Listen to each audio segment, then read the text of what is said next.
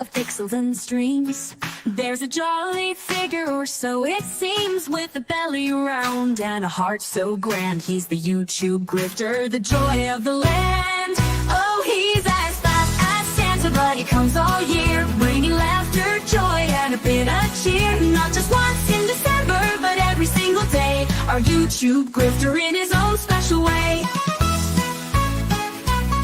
He's got a knack for stories, both wild and true. With a twinkle in his eye, he'll entertain you. From baking fails to epic wins, he's the gift that keeps on giving. Let the fun begin. Oh, he's as fat as Santa, but he comes all year, bringing laughter, joy, and a bit of cheer. Not just once in December, but every single day. Our YouTube grifter in his own special way. He's got around your screens, and don't be shy. He's got a tale to tell and a pie in the sky. With every click and every view, he's spreading holiday spirit just for you. Oh, he's as fat as Santa, but he comes all year, bringing laughter, joy, and a bit of cheer. Not just once in December, but every single day. Our YouTube grifter in his own special way. So here's to the grifter, our digital friend. May his joy and laughter never end. With a ho, ho, ho and a hearty cheer. Merry Christmas to all and a Happy New Year.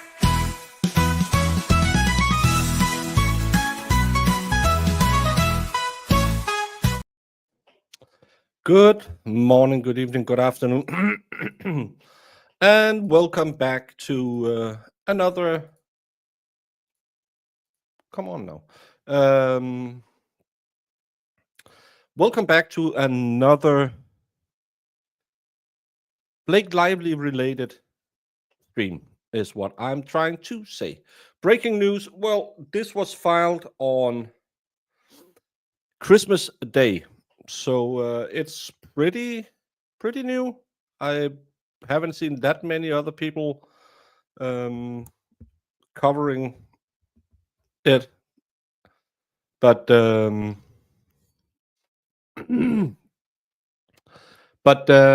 thought we would look at it because we were doing the Blake Lively complaint the other day, and again, it's he said, she said. Was there a toxic environment? Was she trying to pressure him for rights for the second movie? Did he orchestrate a smear campaign? Did she use her and her husband's much higher power status to sway people? I don't know. I didn't watch the movie. It was a massive hit by the numbers. Yeah, I don't know, but then this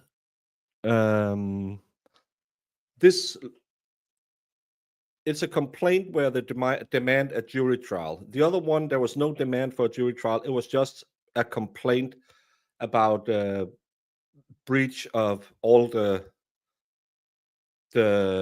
things that they had discussed must have been in place to start shooting the movie again. This is Stephanie Jones of Jonesworks LLC, who had his PR business before. We'll get into it. All of it will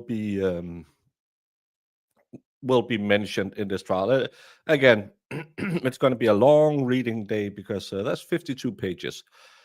But again, it's also like we saw in the Lively trial, there are snippets of text exchange, emails exchange that could imply that there's a little bit there. But again, bear in mind, these are PR people fighting PR people. It'll probably be nowhere near what anyone says. Oh, Sue is just lurking. Well, hey, Sue. And Crispy Bacon is here. Hello, Crispy.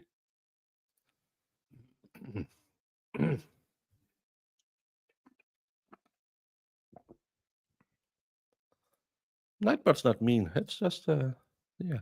Good morning, Melissa. And thank you all for the wonderful return of Mo and being so nice to Volstorm. We have been in the green room talking. I think they are still in there. I got off 15 minutes ago to make dinner. So yeah. And for those of you who weren't here in the morning, we are having a New Year's stream where we will be crowning a few different best mod, best co-host, worst case, most disappointing case. All of these things, whenever one of the mods come in here, they'll drop the link for the vote. Please go vote and try to stop Valhalla from cheating as much as he's doing. Look, Valhalla is cheating. But this is out of New York, the Supreme Court, where Stephanie Jones from Jonesworks is suing against Jennifer Abel, Melissa Nathan, Justin Baldoni, Wayfarer Studios, and John Doe 1 to 10. And a jury trial is demanded. One of the things people said with the complaint Blake Lively filed, these are illegal actions. Why didn't she take it to court? She could have brought him to court. But this person is trying to do that. If it's struck down, I don't know. Yeah, Valhalla has voted at least 100 times. Well, it's all the goats that wanted to get him out of the house. Plaintiffs Stephanie Jones and Jonesworks, by and through the undersigned counsel, bring this complaint against defendants Jennifer Abel, Melissa Nathan, Justin Baldoni, Wayfarer, and John Doe's 1 to 10, and respectfully alleges the following. Defendants Abel and Nathan secretly conspired for months to publicly and privately attack Jones and Jonesworks, to breach multiple contracts and induce contractual breaches, and to steal clients and business prospects. Behind Jones's back, they secretly coordinated with Baldoni and Wayfarer to implement an aggressive media smear campaign against Baldoni's co-film star, and then used the crisis as an opportunity to drive a wedge between Jones and Baldoni, and to publicly pin blame for this smear campaign on Jones, when Jones had no knowledge or involvement in it. To this day, Abel and Nathan continues to point finger falsely at Jones now that their own misconduct is coming to light, and to defame and attack Jones in the industry. Baldoni and Wayfarer, who have since parted ways with Jonesworks, has repudiated their contractual obligation with Jonesworks and rebuffed Jones' efforts to settle the dispute privately in arbitration. Defendants will not stop attacking Jones and have refused any efforts to resolve these issues out of court. This lawsuit seeks to finally put a stop to their continued misconduct and to compensate Jones and Jonesworks for the damages defendants' conduct and schemes has inflicted. Stephanie Jones is a highly respected public relations expert who focuses on corporate and personal publicity. Through her company, Jonesworks, she has represented many high-profile celebrities, athletes, companies, and business people. Among Jonesworks' clients were Baldoni, a well-known actor, director, and producer, and Wayfarer, his movie production company. Baldoni produced, directed, and co-starred in the film It Ends With Us. In connection with the film's release in August 24, Baldoni began to fear the media might report on allegations of misogynistic and toxic on-set behavior, and that the fallout would be harmful to his reputation and career. Determined to protect his reputation, Baldoni and Wayfarer's CEO, Jamie Heath, turned to Abel, who had become the point person at Jonesworks on the Baldoni and Wayfarer account. Abel brought on crisis fixer Melissa Nathan to help her manage the situation. Together, Abel and Nathan, with Heath, active encouragement, conspired to shut Jones out of the process and keep their strategy hidden from her. Abel and Nathan sprang into action, scheming to bury and destroy co-star Blake Lively to protect Baldoni. Their plan was covert, deliberately concealed from Jones, and went far beyond the legitimate scope of Abel's employment. At the same time, Abel and Nathan was pursuing a far more selfish purpose tearing down Jones's reputation to take her clients and enrich themselves upon Abel's planned departure from Jonesworks. This is the thing that could help people see the case in a different light. That this PR person are now going forward saying, well, there was actually a campaign pointed at Blake Lively. That's what I think is good for Blake Lively in this, because again, people were saying, well, she's just another AH. She's just making stuff up because she didn't get it her way, and now she want to tear this man down. On the other side, we had a lot of communications about what the media strategy was going to be, how Baldoni changed the media strategy to kind of shine a bad light. Funny enough, when I put in hashtag Blake Lively on the Twit to try and boost the reach of it, the suggested was Blake Lively is a bully, which is one of the things that we saw in the previous mentions that they complained and said was artificially made by a lot of 000 accounts that went out there and started attacking Blake Lively, complaining that she didn't want to help DV victims and that she just wanted to make it all about herself. Again, one side of the story so far. Hey, Kelly.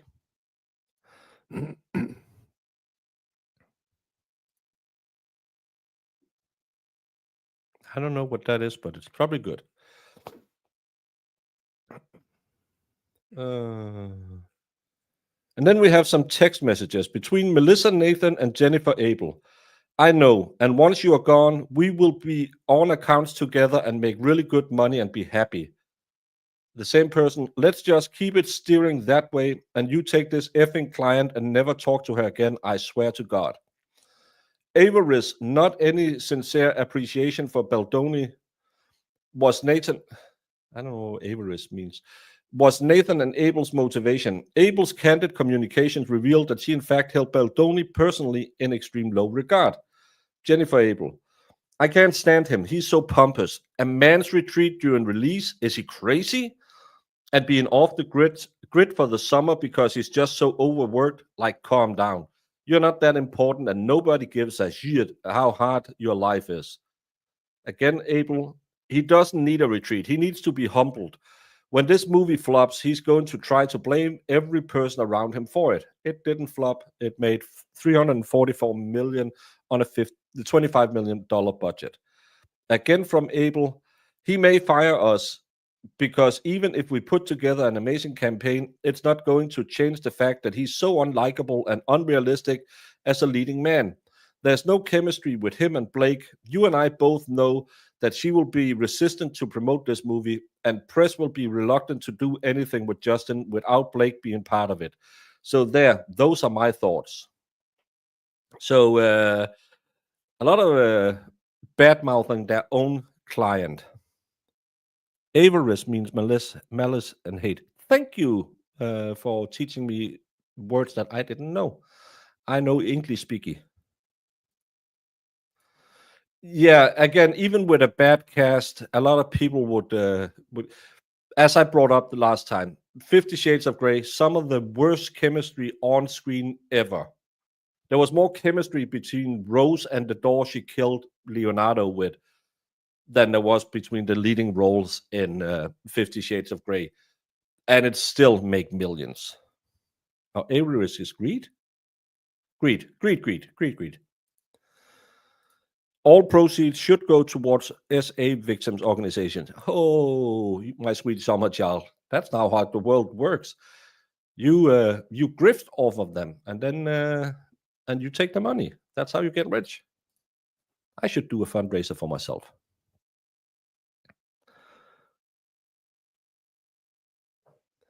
Month earlier, Abel had voiced the same opinion in connection with a filmed kissing scene between Baldoni and Lively, which was described to Abel as so gross and revealed that Abel was well aware of Lively's onset complaints about Baldoni's behavior.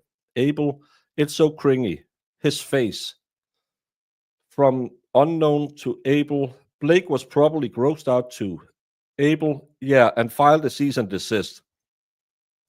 So at least we know that according to these texts, that something had been done on the movie set, because that's not another thing that people said, well, why didn't she do anything about it? But we know something was done. At the same time as Abel and Nathan was working to protect Baldoni from negative press attention, they were actively working their media contacts to plan negative story about Jones and Jonesworks. Central to Abel and Nathan's personal vendetta against Jones was an August 2024 Business Insider article titled "Who is Afraid of Stephanie Jones?" that Abel and Nathan coordinated with a friendly reporter.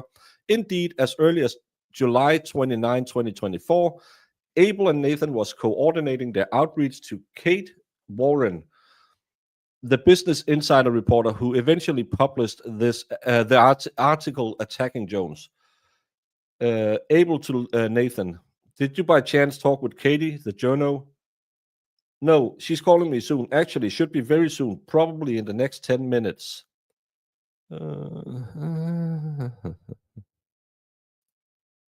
Oh, if there's tornado outbreaks, please stay safe, everyone. Very, very safe. Conversations between Abel and Nathan show close coordination with Warren, including numerous lengthy phone calls between Abel and Warren between July 30th and August 12th. Abel also facilitated Warren's outreach to former clients of Jones in order to further disrupt Jonesworks' business and negative influence the coverage. This included putting Warren in touch with a client to whom Jones had worked closely for years, bringing her from obscurity to prominence, and who terminated her contract with Jones as a direct result of Abel's encouragement and deliberate interference. For your information, Katie is going to try you again by phone to confirm if redacted is a client. I would definitely call her ASAP and say off the record she's not, and to not have her included in the piece. On the eve of the article's release, Nathan boasted about destructive effect this story would have on Jones, mocking Jones in a text to Abel and jokingly suggesting that Abel should tell Jones. Stephanie, are you aware there is a kill story dropping this week on you? And if you hadn't blown us up, are you aware there is a kill story dropping this week on you? And if you hadn't blown us up, we would not be been in such a bad place. That's bad English. Abel and Nathan's conspiracy to take down Jones was virulent and effective, which they themselves recognized was fueled by society's natural willingness to tear down successful women. Don't use that argument. And they capitalized on this for their own gain. It's actually sad because it just shows you have people really want to hate on women. Yeah, and no one is worse for a woman than another woman. They will attack. I know it's sad, but then, don't be a C word. As her planned departure neared, Abel boasted to Nathan about the damages she was doing to Jonesworks. Her then current employer and Nathan goaded her on. We're going to war. I feel so alive. Go out of JV with a bang. Abel and Nathan also conspired to ensure that Wayfarer and Baldoni would leave Jonesworks and come to Abel with a planned new firm. Just had a nice conversation with Justin, just him and me. I explained to him a few things and my conversations with Leslie. He don't help her. I'm not helping her. I'm telling her what we are not doing, and she needs to also not do anything. And my last conversation with her was last Wednesday or so. And then I couldn't help myself.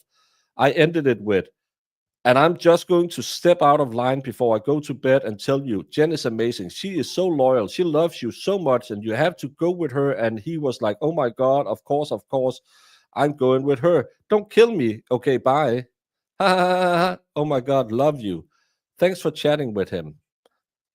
Can I tell you something? This is a deep held secret of mine that I have mentioned probably 25 million times. I'm dyslexic. This is my third language. I don't know what advertise is meant. Avies says, I don't know. Greed. But my job is to be an on-screen personality. I am the Broken Baker, a 27-year-old man who covers trials, reads court documents, do funny Saturday shows where we just shoot the breeze, talk about nothing. That's my thing I do with my business. These people are professional PR people, probably some kind of journalism majors or media majors, and they make a text so poorly written. Just had a nice conversation. I explained to him a few things and my conversations with Leslie. He's like, don't help her. I'm like, I'm not helping her. I'm telling her what we are not doing, and she needs to also not do anything. And my last conversation with her was last Wednesday. And so if this is your level of English, you shouldn't be writing any news reporter and get them to do your dirty work. This is bad, really bad. And has the best mod ever. Yes, I do have best mods. Well, thank you, Pokemon. I'm trying. Hey. I'm turning 27 next month. You're right. Hey, Rose. Well, I try. Helena, don't encourage him. Avarice is not a common word. Most of us need to look it up. Yeah, and where do you put? And if you've never seen it before, heard it on a TV, you don't know where do you put the pressure? Is it avarice or avarice or ave, rice? I don't know. Totally kindergarten. Yeah. Oh, thank you so much.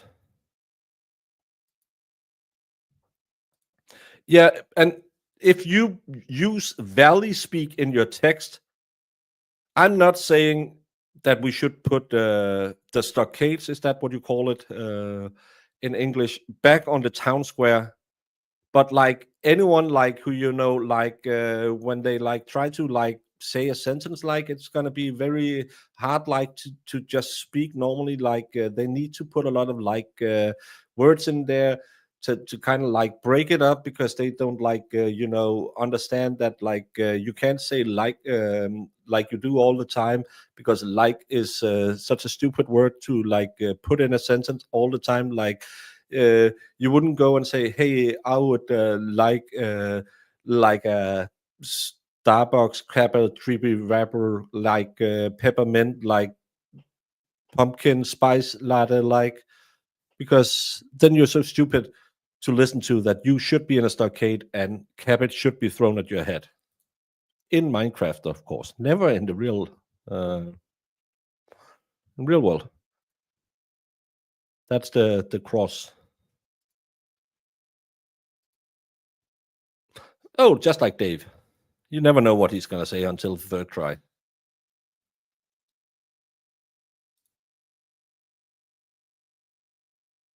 Oh, you're the McDonald's. I have to decode the translation to the translation. Yeah, that's yeah. You got a new iPad for Christmas and setting it up. Well, enjoy it. I hope it's a newer one. I went back to I still have my iPad, but it's really, the battery isn't good. But I got an Android. I really like that because it's more like the computer. But I'm an Android guy. By the time Jones became aware of the plot in August and terminated Abel, it was too late and the damage was done. Abel had already stolen more than 70 proprietary and sensitive business documents and additional client leads from Jonesworks. Beyond those documents, Abel left Jonesworks with Baldoni and Wayfarer in tow and immediately opened shop at her own competing firm, which she had set up while still working at Jonesworks. She further sought to poach employees in violation of the non-compete and non-solicitation provision in her contract, and for their part, encouraging Abel and leaving with her. Wayfarer and Bandoli breached their own contract with Jonesworks and then poured salt into the wound by baselessly refusing to pay the remaining amount owed. Hey, grass is green. Abel and Nathan uh, Abel and Nathan's covert takedown and smear campaigns were revealed in black and white on Abel's company-issued phone. Never use company-issued phones to do your dirty work. Just look at Morrissey. Following her termination, which Jonesworks forensically preserved and examined in detail after receiving a subpoena for the phone's content, Jones discovered the breadth and intensity of Abel and Nathan's duplicity from these records, including that Abel was actively encouraging other Jonesworks clients and employees to leave Jonesworks while Abel was still employed there. Abel continues to this day to defame and point the finger at Jones, seeking to dodge the inevitable fallout of her own actions and behaviors coming to light. Jones has tried in good faith to resolve this dispute out of court, but those efforts have been met with a complete lack of accountability and stonewalling. And defendants' finger-pointing and smear campaigns against Jones still continues. Jones anticipates that she will be subject to even more retaliation and negative attacks from defendants for filing this lawsuit and revealing the truth. But she has been left with no choice but to seek to vindicate her rights through litigation and put a stop to defendants' harassing and damaging behavior against her.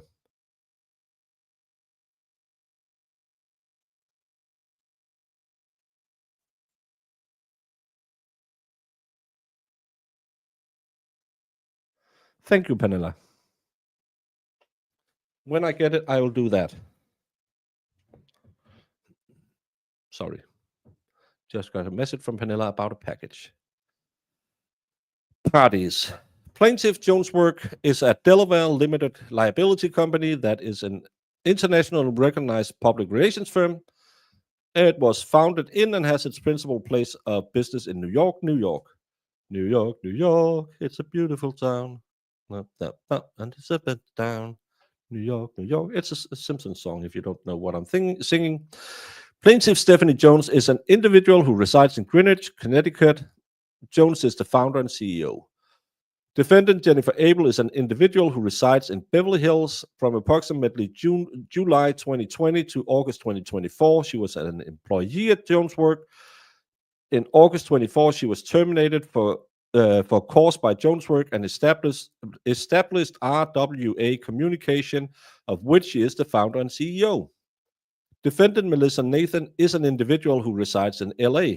Nathan offers crisis management and communication services. During a portion of the relevant period, Nathan lived in Brooklyn.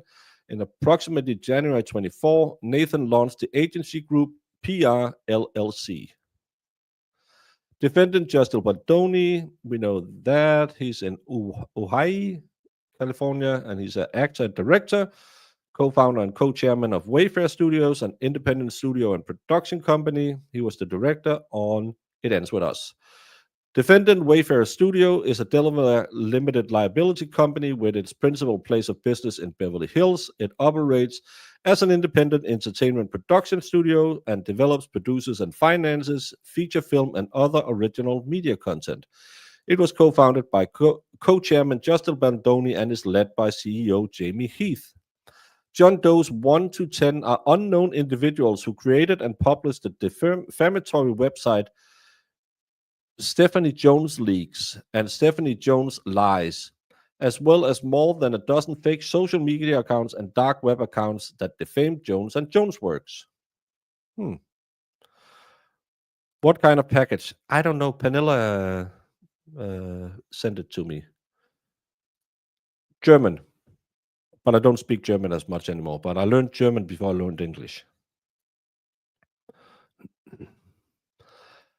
This court has jurisdiction over this dispute over defendants Abel, Nathan, Baldoni, and Wayfarer pursuant to New York civil practice law and rules, Section 301, because all defendants systematically and continuously conducted and solicited business within New York and have availed themselves of the privilege of conducting business in the state of New York. This court further has personal jurisdiction over each pursuant to CPLR Section 302, including because, upon information and belief, all defendants transact and solicit business within the state, have committed the tortious act described in this complaint within the state, or have committed such act outside of the state, causing injury to Jonesworks and Jones within the state. As just one example, Baldoni and Heath met in person in New York with Lively regarding Baldoni's onset misconduct that started the sequence of events leading to this suit. That's the thing that I don't know much about the law and stuff like that, but every company I know is registered either in Texas and Delaware because tax purposes. Why shouldn't if that company is then, why shouldn't those jurisdictions be the ones that has to do with it? Because I don't know. Because I thought that if you on paper lives in that state, you should be ruled by their rules. Hello, Melissa Simok.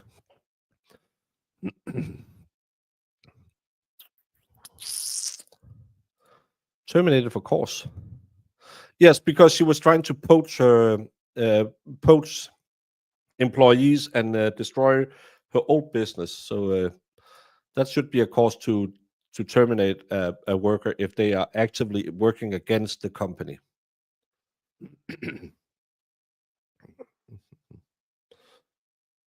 Oh, this court also has jurisdiction over defendants Abel, Baldoni, and Wayfarer because each is a party to a contract with Jonesworks that requires that disputes will be resolved in New York, New York, subject to New York law. Oh, that's why it's okay.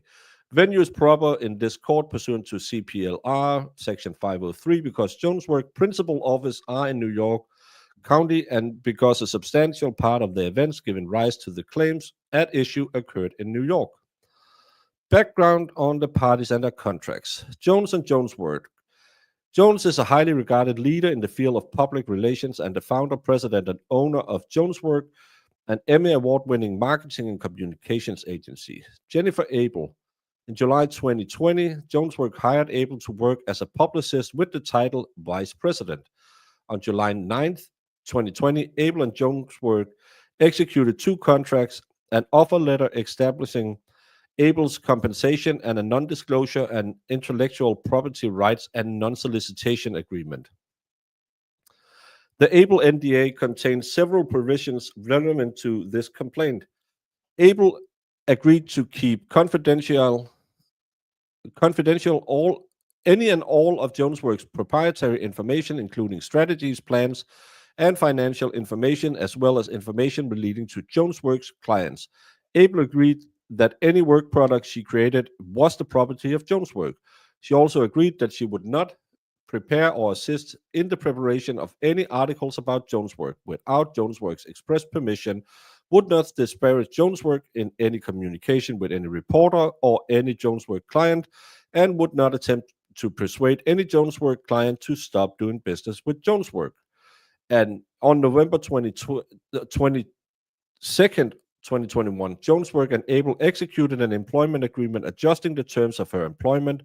Under the employment agreement, Jonesworks granted Abel the title Vice President, Talent, and provided her with compensation tied to the company's performance, including a bonus based on distributions made by the company and a payment equal to 1% of all net proceeds in the event of the sales of Jonesworks. Under the employment agreement, Abel again agreed that she would not use any Jonesworks proprietary information for any purpose other than benefiting the company, that the product of her work was the sole property of Jonesworks, that she would not directly or indirectly compete with Jonesworks for business during her employment or for a period of 6 months after her departure, that she would not solicit any business from Jonesworks clients, that she would not solicit any Jonesworks employees to depart the company, and that she would only notify clients of her departure from Jonesworks with Jones's approval. Abel also expressly agreed that she owed Jonesworks a fiduciary duty of loyalty, fidelity, and allegiance to act at all times in the best interest of company and to do not act and to do not act which might injure the business interest or reputation of the company. That's weird English. The employment agreement included a New York choice of law provision and a New York forum selection clause. Able expressly agreed to submit to the jurisdiction of any state or federal court sitting in New York, for any disputes over the agreement. Shortly after executing the employment agreement, Jonesworks began referring to Able as a partner, but Able remained at all time an employee of Jonesworks and never held any partnership interest in the company.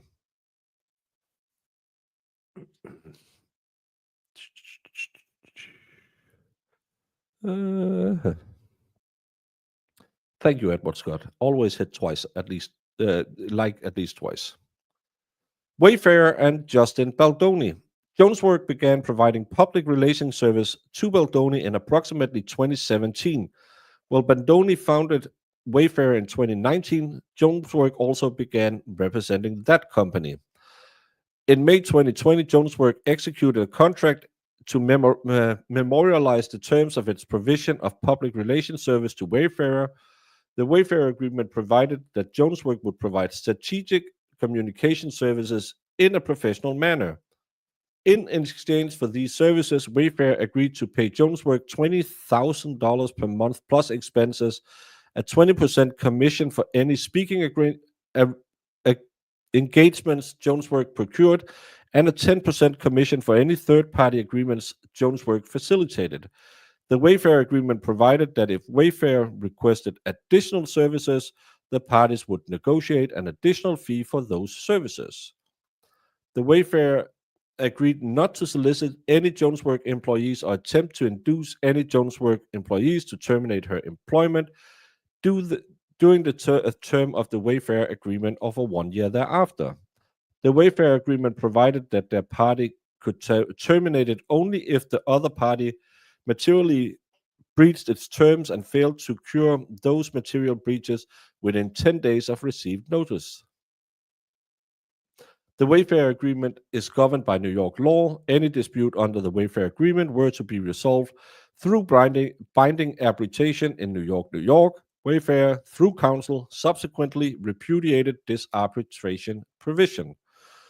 The contract had a 1-year term that automatically renewed for an additional 1-year period unless either party gave notice 90 days before such a renewal.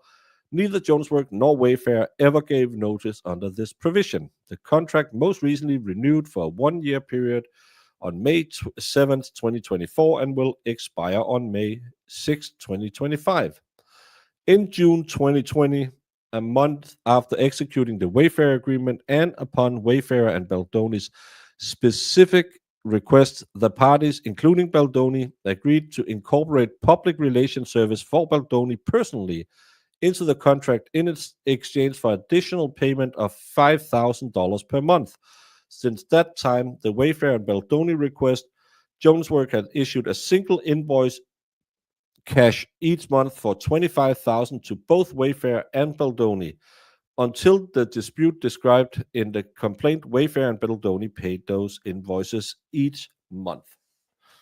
Hello, Jess. Are you finally done in the green room? Hope you had a good time talking.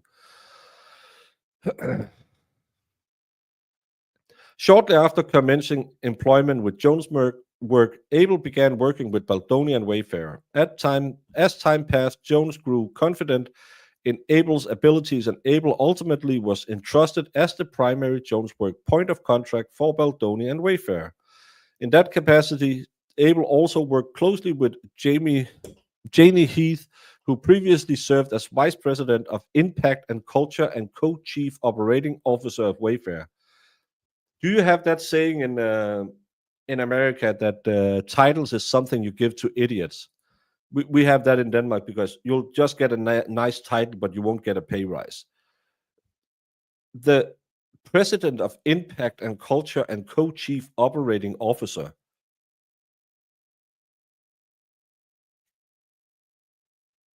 That's a long word for nothing. Jess, can you share the link for the so I can pin that for the vote? Mm-mm. And currently serves as Wayfarer's president and chief executive officer. In this capacity, Heath played a hands-on role in overseeing Wayfarer's projects and communication strategies. Baldoni, Wayfarer, Heath, and other accepted Jonesworks' consistent performance of its contractual services. Weep, weep. Melissa Nathan. Melissa Nathan is a longtime crisis manager who has previously worked at several public relation firms.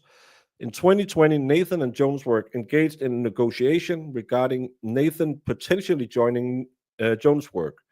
The negotiations progressed significantly, including Jonesworks agreeing to hire and actually hiring two of Nathan's colleagues upon Nathan's insistence. Ultimately, however, negotiations with Nathan failed and she was not retained by Jonesworks. In 23, Jones witnessed Nathan's approach to handling clients' crisis when they worked for a mutual client. Nathan's tactic went far over the line. Jones recommended that the client terminated the relationship with Nathan, which was separate and independent from Jones and Jonesworks.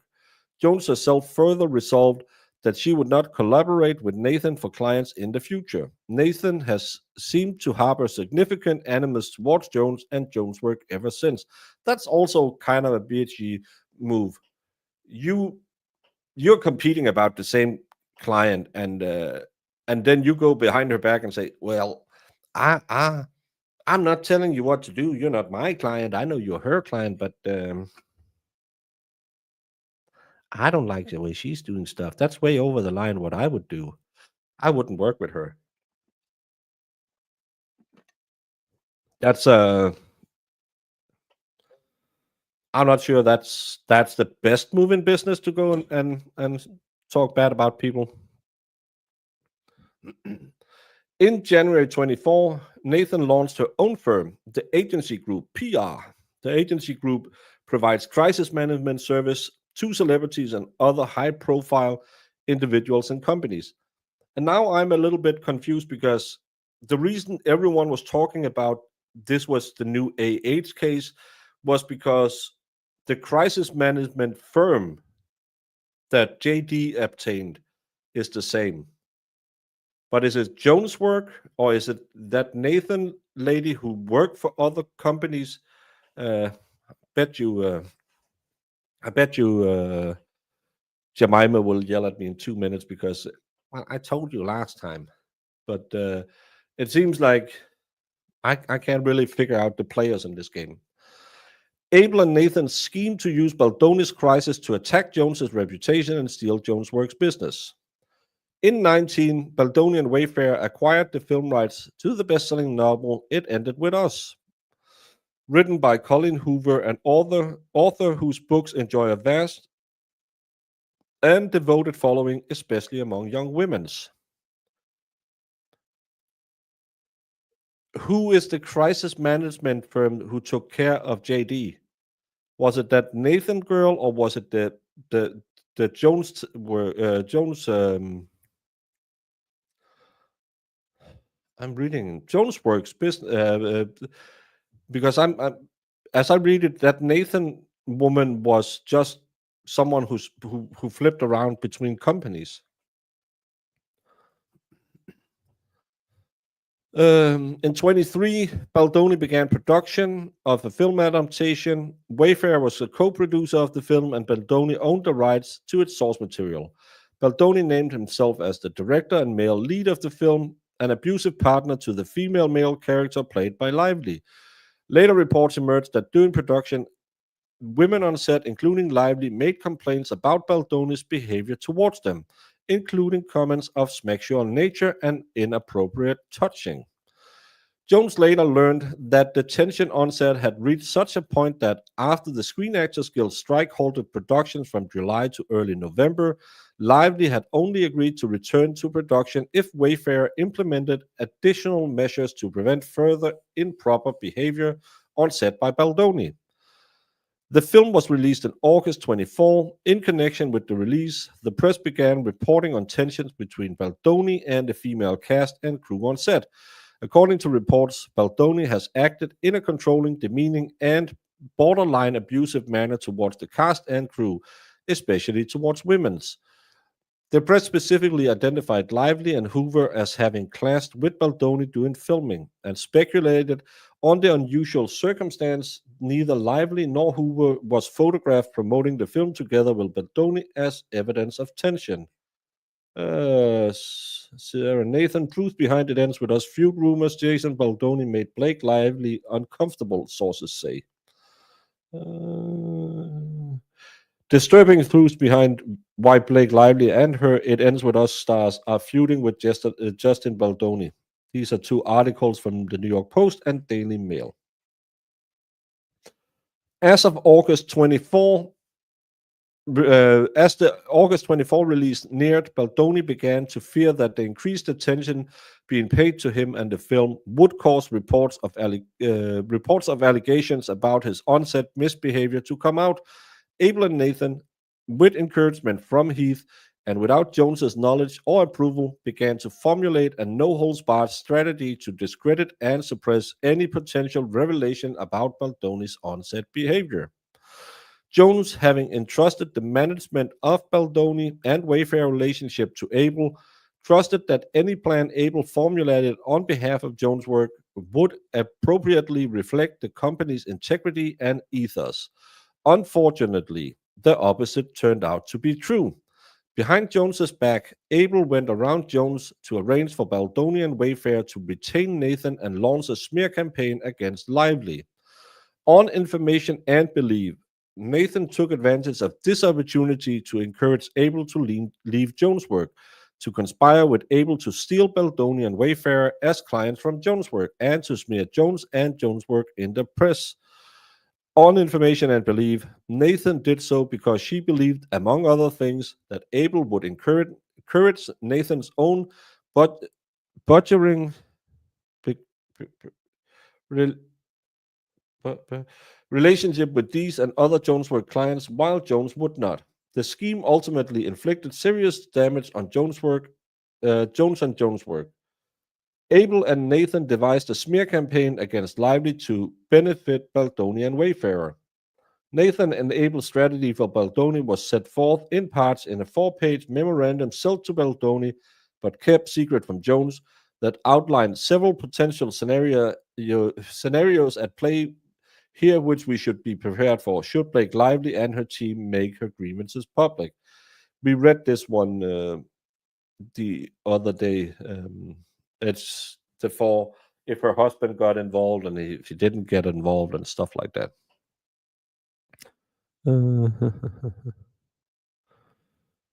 The agency group PR is supposed to be the firm which sounded like Melissa Nathan's worked there at some point. No, she made that company, but that wasn't until January 2024. So that couldn't have been the company he used. That's that doesn't make stuff.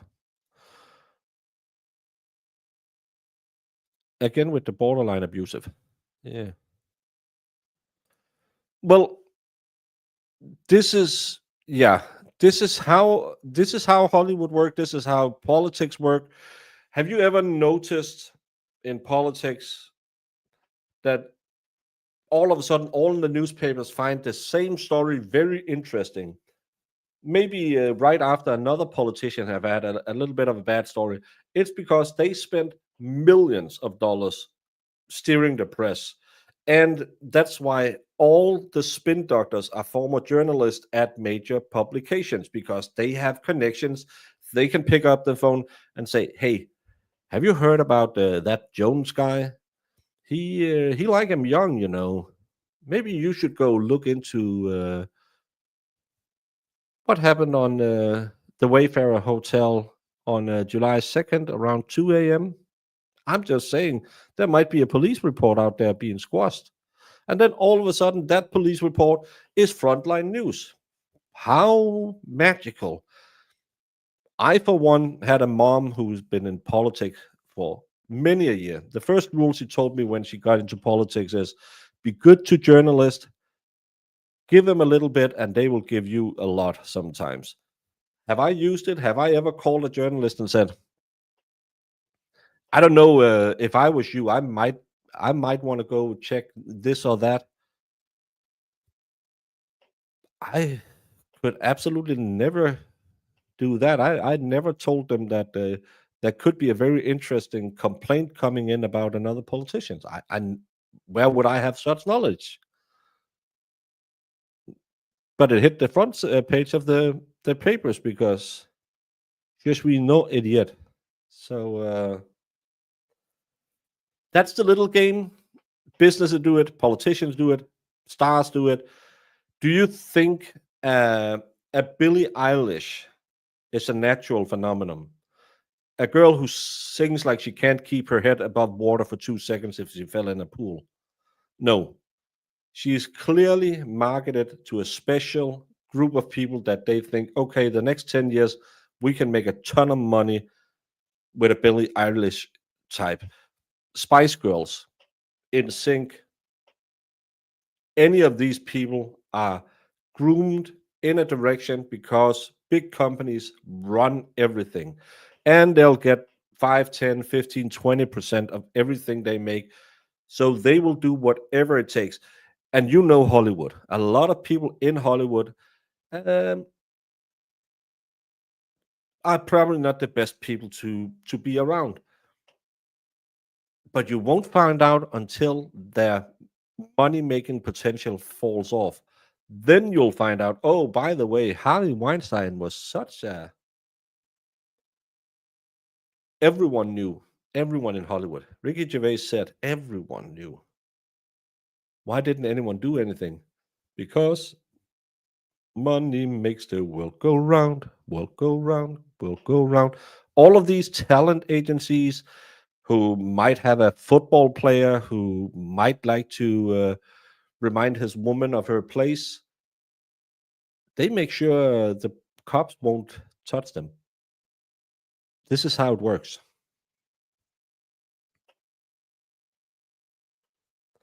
You should. Mo delivers good news on a great way.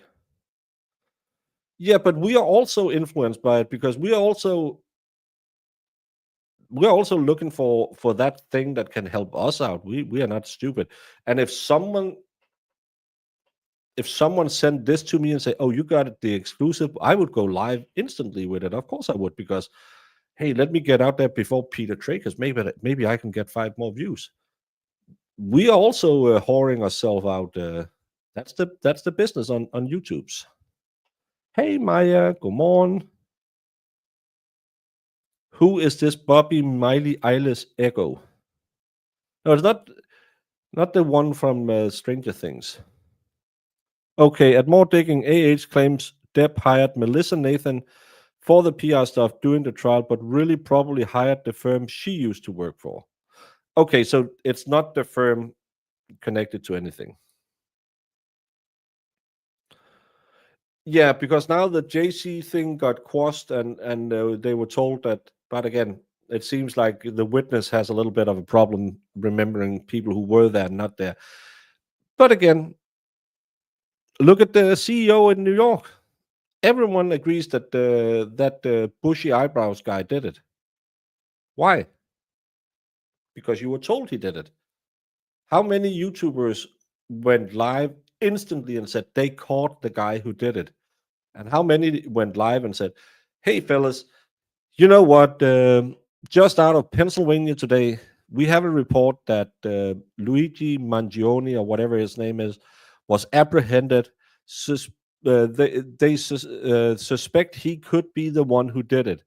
But so far, no additional evidence has come out. No. Everyone ran with, well, he has a manifesto. His mom was denied service. He has had a back surgery that left him impotent. Where did they get all of that information within hours of his arrest?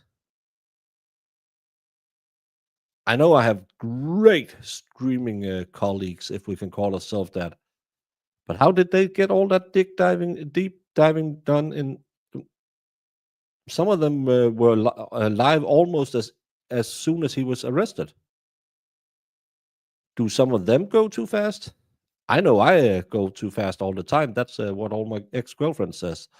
But still, we also have a responsibility. We're not journalists. We have no ethics. My own ethics is my personal one. I have no industry standard. I can lie to you as much as I will to get all the blood and gore. There's a reason why I only have 12,000 subscribers, because I don't do the big drama, if it bleeds, it leads. But I think I owe you that much to try and be honest instead of just selling you a good story. Her name is Bobby 11 Holmes.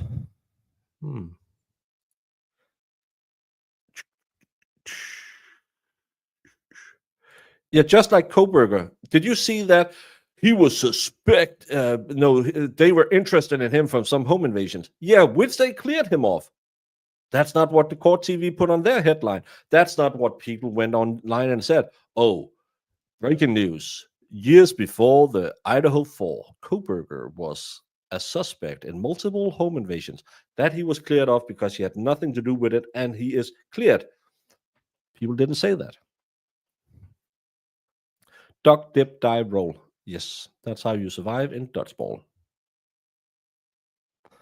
Yeah, but no one waited for them to prove it. Everyone says he's the guilty guy. That's why I haven't covered it, because I have no evidence that he was the one who did it. I only heard that apparently some guy or girl at McDonald's recognized this part of his face, which is impressive. Well, I try to be honest. Of course, I do stupid things as well, and I try to make it a little clickbaity, but don't go too far, because just we also guilty. It's interesting they're dropping that info now about Koberger. Yeah, and everyone just ran with it. Everyone was out there instantly. Funny one. I just shaved mine today, so I don't want to be taken in. The memo, which along with the overall strategy was kept secret from Jones, explicitly recommended weaponizing Baldoni's perceived history as a longtime activist and advocate of and for women in Hollywood to be used against Lively. At the same time sought to discredit Lively's negative on-set experience with Baldoni by painting her in the press as the one who had weaponized feminism for her own belief. JB has been a long-time activist and advocate for women in Hollywood, speaking out about challenges his colleague faced before the Me Too movement even began. That's his weird tech talk. These pieces will likely come out following any potential hit piece and or coverage from the premiere. Our recommended approach would be to provide reporters who reach out for comments should it be obvious he's referring to you with the appropriate background information listed in scenario 1 to ensure their stories are balanced and the speculation can be turned to another one of the many people she has issues working with. Leiden, Meester, Anna Kendrick, Ben Affleck, etc. I reread this part the other day. As part of this, our team can also explore planting stories about the weaponization of feminism and how people in Blake Lively's circle, like Taylor Swift, have been accused of utilizing these tactics to bully into getting what they want. Yet this aggressive strategy was apparently still not tough enough for Baldoni, who texted Abel and Heath that he was not in love with the document Nathan sent. Not sure I'm feeling the protection I felt on the call. Abel relayed Baldoni's concerns to Nathan, telling Nathan that Baldoni needed a stronger showing of strength, explaining. That's the one we also read about the last time, that he didn't feel they picked the right strategy.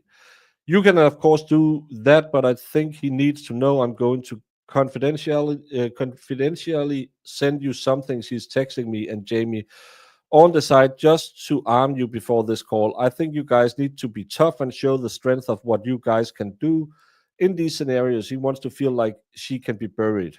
Nathan immediately responded, of course, but you know, when we send over documents, we can't send over the work we will or could do, because that could get us in a lot of trouble.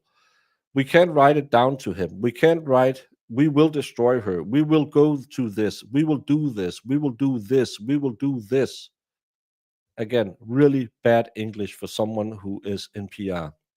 Of course not, but I told him that's the point of talking, though. He has to look at it as an information document for us to be armed with. That's all. Imagine if a document saying all the things that he wants ends up in the wrong hands. You know, we can bury anyone, but I can't write that to him. I will. I will be very tough. In the days follow, in the days that followed, Baldoni and Heath made clear to Abel that they expected Abel and Nathan's strategy to include a social media activation plan, and Abel and Nathan immediately complied with its implementation. For example, on August 5th, Baldoni sent Abel a screenshot of an attack campaign against Hailey Bieber, painting her as having a history of bullying many women, and told Abel, "This is what we would need against Lively." Nathan and Abel's behind the scene efforts for Baldoni and Heath also included frantically working to squash emerging media reports about certain human resources complaints that had been filed against Baldoni in connection with the film. On information and belief, Nathan and Abel also used their industry connections to plant negative articles about Lively in press outlets, including the Daily Mail and the New York Post page 6, and leveraged their teams to create and perpetuate negative content about Lively on social media platforms such as Reddit and TikTok. See Alana Kusha and Joe Tweedy. Is Blake Lively set to be cancelled? String of hard to watch videos that has. Oh, we read those. That's because she said something about trans people. Or they think she said. I don't know. For example, Abel closely coordinated with Page 6 reporter Sarah Nathan, Melissa Nathan's sister, to publish an article hostile towards Lively's role in the production of the film. Nathan and Abel enthusiastically supported the strategy that Baldoni and Heath wanted, and deliberately hid it from Jones in order to ingratiate themselves with Baldoni and Heath, driving a wedge between Baldoni and Jones, and ultimately to steal Baldoni and Wayfarer from Jonesworks as clients. For her part, Jones, who was kept in the dark about this coordinated strategy and was not aware of Wayfarer had actively approved and participated in it, objected to Wayfarer's hiring and Nathan and advocated a positive press strategy instead. Wayfarer's president immediately reported Jones's comments to Abel. Tara Hanks to Abel. Text from Stephanie about the HR article and us hiring Melissa for Crisis. This wasn't planted by Leslie. This is playbook by Melissa. There was no New York Post story she kept at bay. Melissa's sister works at Page 6. We need to flood zones with positive press and push back on claims. There's no counter to claims in story. His complimentary soundbites of Blake need to be covered on high SEO sites. High SEO, for those who don't know, is SEO is what you try to hit to make Google circulate your stuff more.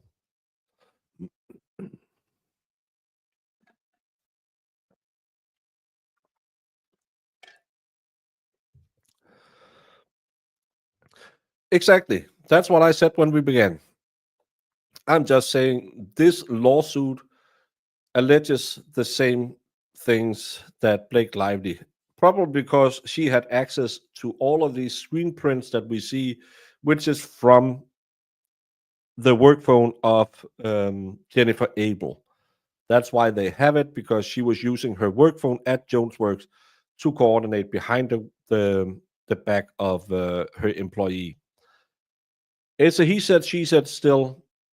This is the first time it possibly could go to court. We don't know. I don't take sides. I'm just saying that we now have two pieces of paper pointing towards him not being the best guy in the world. But do I know anything? No. And I don't know. Yeah. Mm.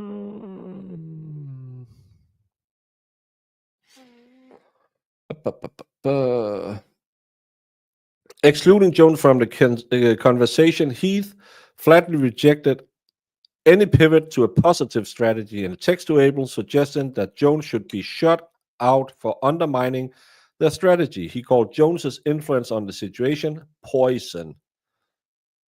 Digga digga dick, digga digga dick, wow, wow, wow. That's a Britney Spears song. I don't like the idea that there is continued cannibalization from within the same site, meaning Jonesworks, i.e., Stephanie, and a crisis team. I only want us to be communicating with people who are working together and not with ones who are undermining others within our team. Stephanie is casting doubt, and that can have an effect like poison. I'm going to bed. A first for me and forever. Let's chat tomorrow. Let's chat more tomorrow about this. Abel and Nathan's drive a wedge between Jones and Baldoni and attack Jones's reputation in the press.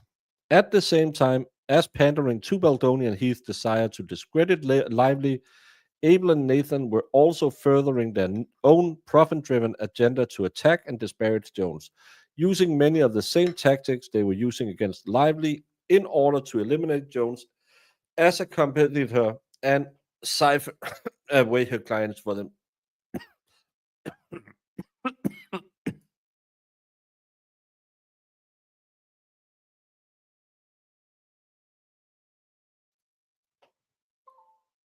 Yeah, the breaking of the non-compete will probably be the biggest problem because they had that on paper. All of this stealing clients this way, yeah, it's just to further the breaking of the non-compete.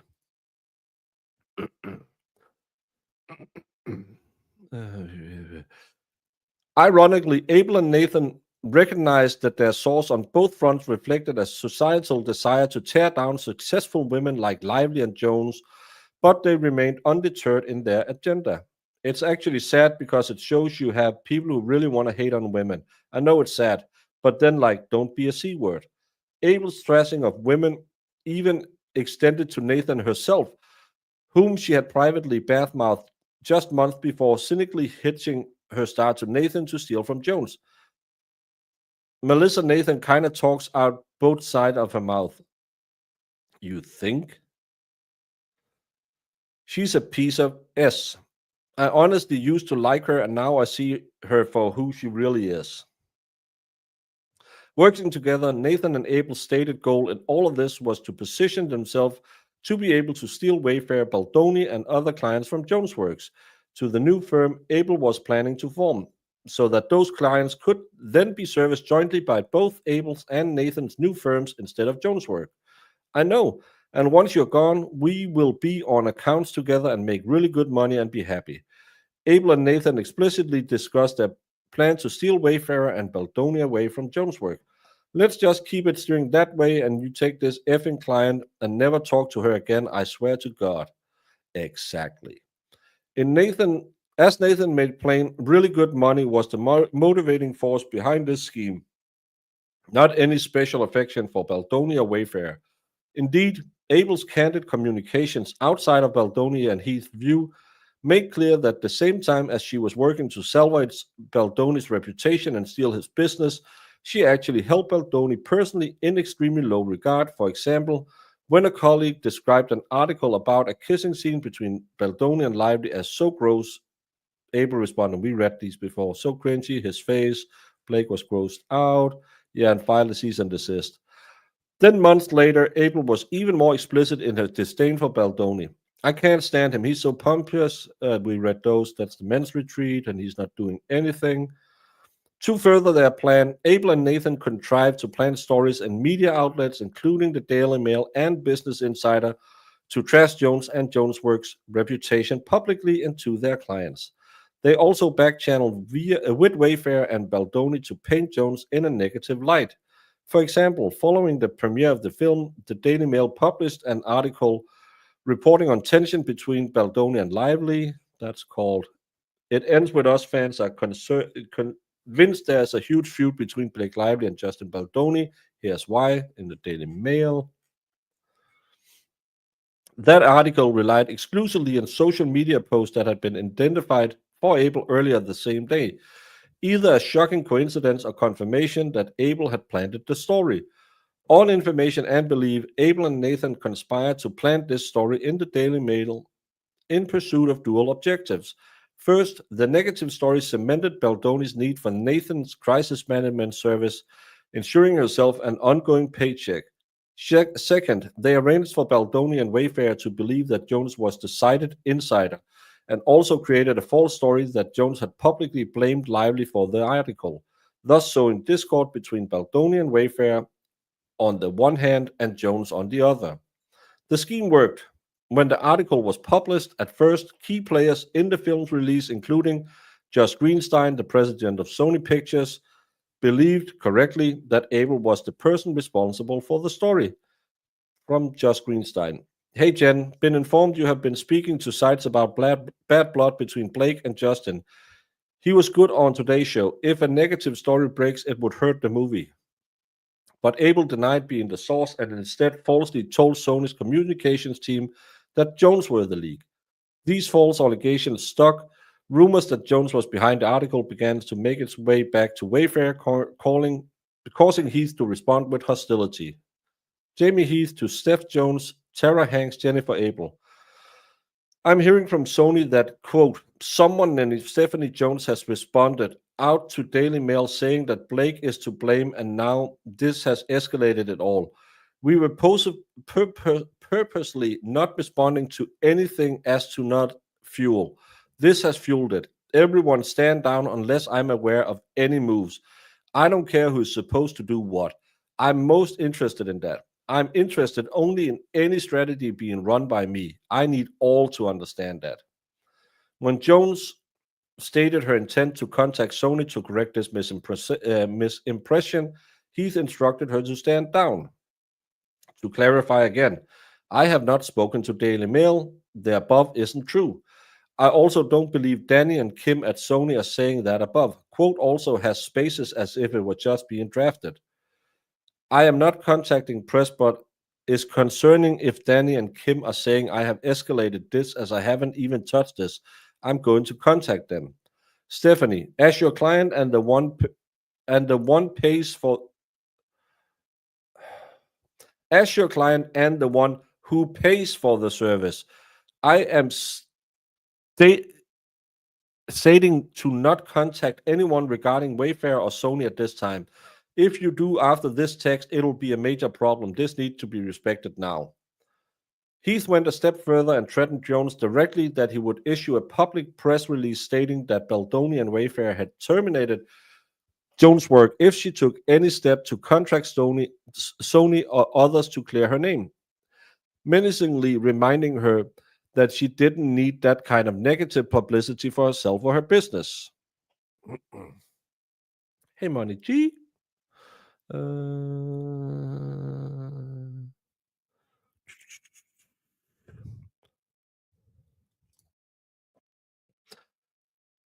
Who was it who gifted it yesterday? Maybe it was. I think it was Snad who gifted it to you yesterday. On August 9th, the Daily Mail published another article, this time reporting on Baldoni's abusive on-set behavior, citing insiders as the source for the article. James Wichushka and Lillian Gisson, disturbing truth behind why Blake Lively and her It Ends With Us stars are feuding with Justin Baldoni, Daily Mail.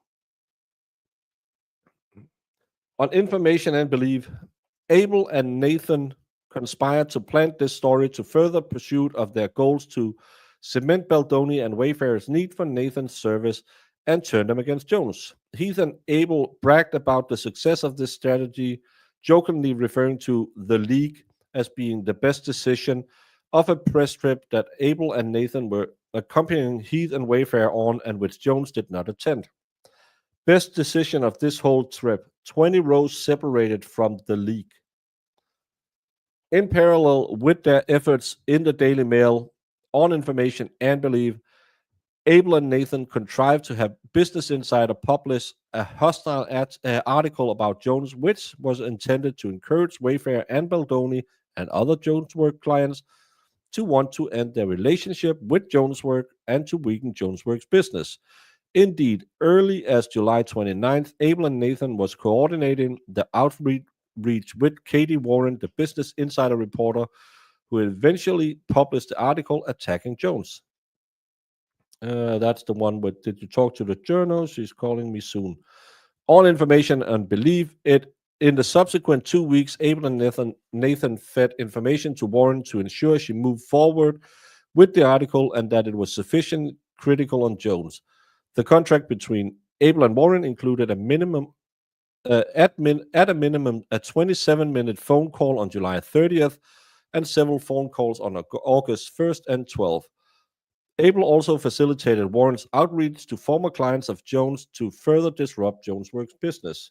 For your information, Katie is going to reach out to you again by phone to confirm if blah is a client. I would definitely call her ASAP and say off record she's not, and to have not and to not have her included in the piece. The client with whom Jones had worked closely for years, bringing her from obscurity to prominence, terminated her contract with Jones as a direct result of Abel's encouragement and deliberate interference. In addition, on August 9th, Abel suggested and asked for Heath approval to try to get Business Insider to remove reference to a letter of support for Jones that Baldoni had previously written and to falsely tell Warren that Baldoni and Wayfarer had terminated their relationship with Jonesworks, which they had not. Just a thought about something. Should I try and get Justin's letter removed from Business Insider? I would need to tell her on background that both Justin and Wayfarer had severed ties. So not sure if your lawyers would recommend that, as she would need to print that, and not sure if that would cause any issues. Again, these are people who write for a living and they write this badly. On August 12th, just 3 days before the article was published, Business Insider's Warren asked Abel to call her back. Hey, would you mind giving me a call back when you have a minute? Just a quick question. Abel called Warren 11 minutes later. The day before the article was published, Nathan texted Abel boasting about the destructive effect it would have on Jones and mockingly suggested that Abel should tell Jones. That's the one with the kill story we read. Immediately before the article, Nathan texted Abel that she just got a text from my source to say that article is going live imminently. When Abel asked which article Nathan was referencing, Nathan responded, I just shook my head at your response. The only article. Abel responded, oh shit, that article. It didn't even reach 2 hours before I swear. Warren then texted Abel the minute the article was published to alert her that it has gone live. Story is up. Thanks again for your help. And a link to it. Stephanie Jones, Jonesworks PR clients Tom Brady, Jeff Bezos. Immediately after the article was published, Abel texted Nathan a link to it. Abel also sent the article directly to numerous industry contacts, including many of Jones's clients and employees, and several of Abel's industry friends and other industry publicists. The article published by Business Insider on August 15th was highly critical of Jones, including by referencing and amplifying the anonymous disparaging website Stephanie Jones Leaks, which has been recently posting online by the John Doe defendants and accusing Jones of having a reputation for aggression and having recently been dropped by high-profile clients.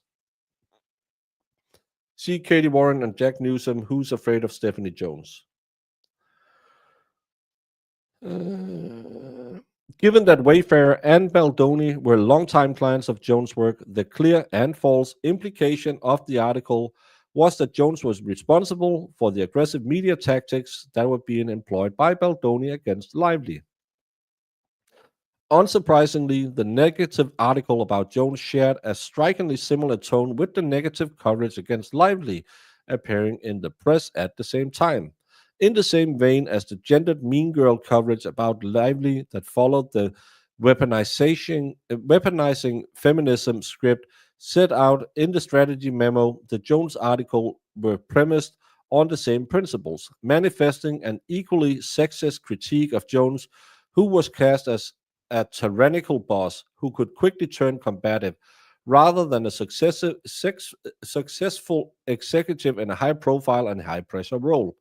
Again, she is probably also a little bit of a B word, because in business, you don't get to be where you are with your hands clean. Let's just say that.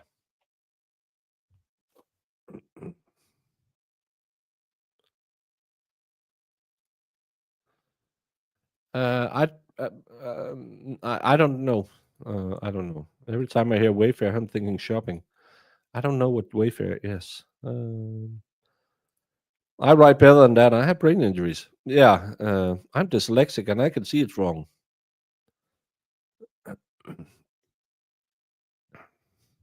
But again, this is also to paint Jones in the best light possible. I don't know if you've ever seen those on Instagram. On Instagram there is someone who is posting how to work with Gen Z people, and I think a lot of people who grew up and is hitting the job market right now will probably find that old timey bosses or just any boss are a-holes because they want you to be there on time, do your job, and not complain. Couldn't be for me because I'm entitled. So again, take 50% off one side and 50% off on the other side, and you're probably nearer to the truth than what anyone claims about themselves. This article had serious negative repercussions on Jones's business and negatively impacted Jones' standing and connection with Jonesworks clients, making them more vulnerable to poaching by competitors like Nathan and Abel. Just days later, August 25th, Business Insider turned the media storm surrounding Baldoni and Jones more pointedly to Nathan's advantage, publishing a second article that favorably touted Baldoni's hiring at Nathan to shepherd him through this crisis. The article, which on information and belief was again orchestrated by Nathan, noted the negative attention on Lively as a gift for Baldoni. Eve Crosby, the Blake Lively backlash has been a gift for Justin Baldoni after he was forced to hire a PR crisis manager amid rumored it ends with us feud, PR expert says. In parallel with these articles, John Doe's 1 to 10, who on information and belief were acting in concert with Abel and Nathan, published two false and defamatory websites sites about Jones and Jonesworks. First, in the summer of 24, the Doe defendants created and posted the webpage Stephanie Jones Leaks, which was hosted by Hostinger International Limited. Then, after that website was taken down, in or around September, the Doe defendants created and posted the website Stephanie Jones Lies, which is hosted by Namecheap Inc. and still remains publicly available. Both websites were viewed and continue to be viewed by numerous third parties, including residents in New York County. Both websites contain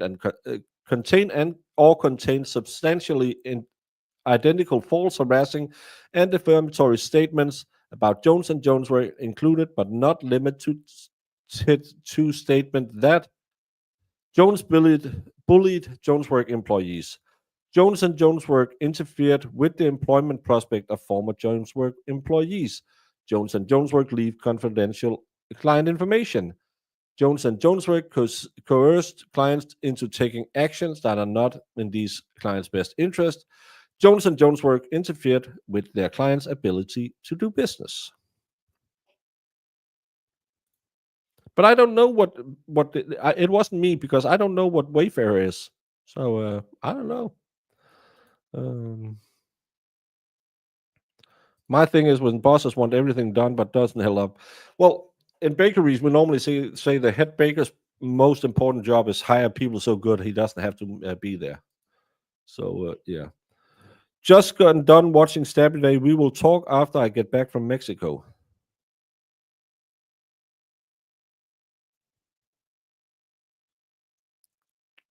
Jamie made me say it.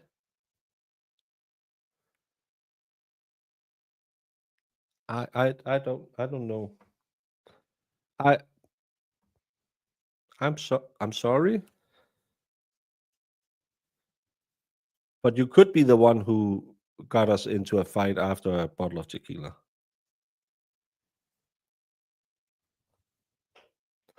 But have fun in Mexico.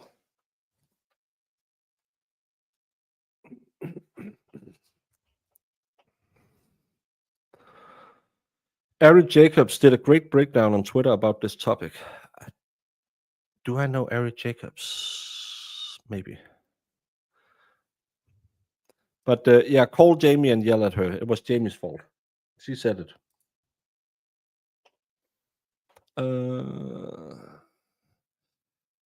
Each of these statements are false on information and belief. The Doe defendants published the defamatory statements on the websites with knowledge of their falsity, or at a minimum with reckless disregard for the truth, with the specific intent to harm Jones and Jonesworks in their business by causing them to incur reputational harm and lose clients.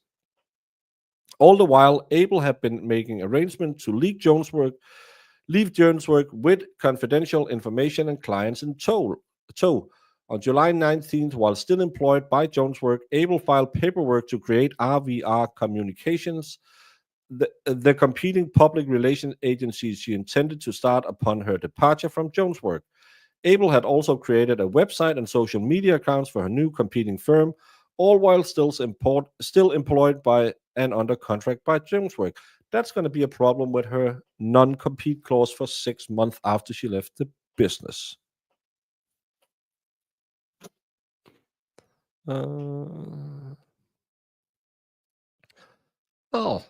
Make yourself known in chat.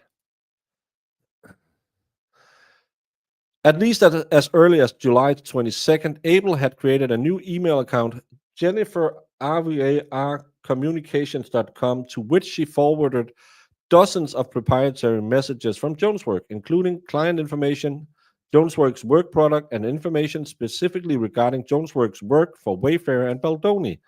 Abel successfully hid her theft of confidential documents and information. Abel surreptitiously continued stealing documents and client information, while also secretly contacting Jonesworks clients to pave the way for her departure. As her planned departure neared, Abel boasted to Nathan about the damage she was doing to Jonesworks, her then current employee, and Nathan goaded her on. And that's the going to war, going out of JV with a bang. Indeed, when Jonesworks information technology personnel disabled Abel's technology personnel disabled Abel's access to Jonesworks server after discovering her unauthorized downloading activity, Abel boasted that she will still be able to steal all of the documents and information she needed to form her own competing firm. Oof, did you get everything you needed before she did all of that? Yeah, pretty much. I have my way around that shit because I have like 100 different emails for each domain that I own, so she can suck it. Abel further coordinated with Nathan and Baldoni to ensure that Wayfarer and Baldoni would leave Jonesworks and come with her as clients for her newly created RVA Communications. Just had a nice conversation with Justin, just him and me. I explained him a few things and my conversations with Leslie. He's like, don't help her. I'm like, I'm not helping her. I'm telling her. I will read this one as well. Bad English again. I love you. Thanks for chatting with him. On or about August 21st, Jones learned about Abel's ongoing efforts to steal dozens and dozens of Jonesworks proprietary documents, including sensitive client and business information that Abel had no legitimate reason to access, including 4 major brand and clients that Abel had never worked on. Abel went so far as to download and copy the Jonesworks client contract form, except that she replaced the Jonesworks logo with the logo for her own newly formed business. Jonesworks immediately terminated Abel. As part of her termination paperwork, Abel falsely signed a statement purporting to confirm that she had not removed any electronic confidential information from Jonesworks, but of course she had, and this signed statement was untrue. The damage was done. With the encouragement and assistance of Nathan, Baldoni, and Heath, Abel stole Wayfarer and Baldoni as clients, targeted other Jonesworks clients to leave, and launched the long planned and competing RVA communications. As a result, Wayfarer and Baldoni ceased working with Jonesworks, and despite being under contract with Jonesworks, refused to pay Jonesworks what they were contractually owed for their services. Even on the day she departed Jonesworks, Abel proudly admitted to Nathan that she was shaking Jones down to extract as much as she could from the company before her departure. By the way, I'm having my offboarding this morning with our chief of staff at Joke because Steph won't face me. And you should see the list I made of things to bring up. I need the list. Holding them hostage. It's wild. Exactly how business should be done. Now, nor was Abel content only to steal document clients and confidential information from Jonesworks. On August 14, Abel also attempted to encourage Nathan to poach a valuable Jonesworks employee. Jennifer to Melissa, someone wants 200,000. He will come work for you. Told you he's pricey. Do you think you serious? Do you think you serious? Do you think you serious and he would do it? What? Are you serious and think he would do it? I'll think that's the real word. Abel also encouraged at least 6 other Jonesworks employees working for her in the LA office, almost half of Jonesworks employees at the office, to leave the company, including by bad-mouthing Jones to those employees and sending the employees' resumes to competing public relation firms. As a direct result of these actions, 2 of these employees ended their contracts with Jonesworks and left to work for competitors.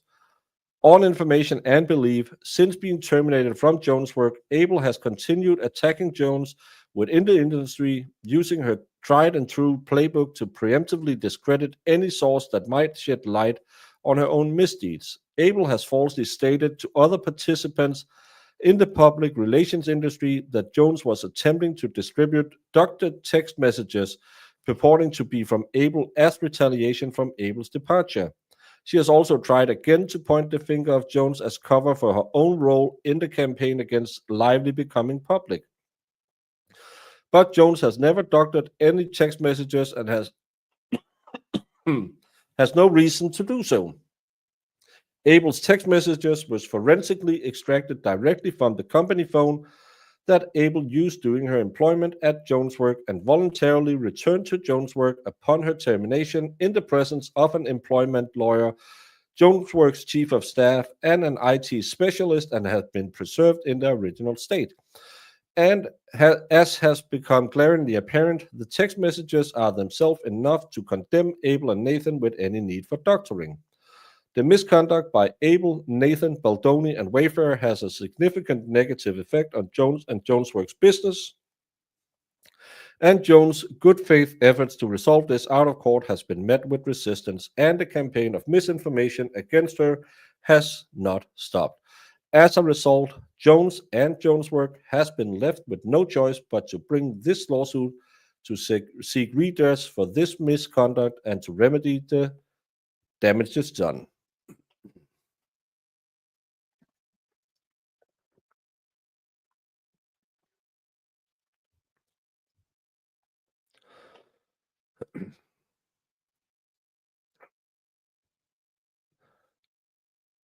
Yeah, we read this during the Lively statement.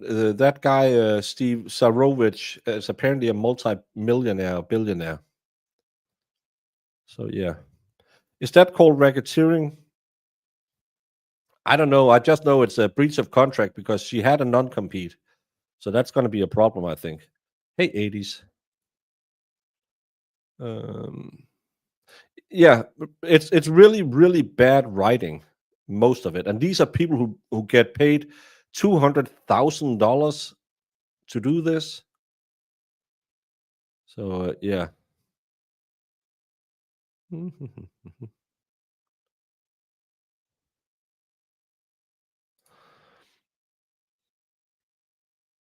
Well, if they are in on it, but I don't know if this racketeering. I don't know. I'm not a lawyer. Maybe. Hey, Louis Croix.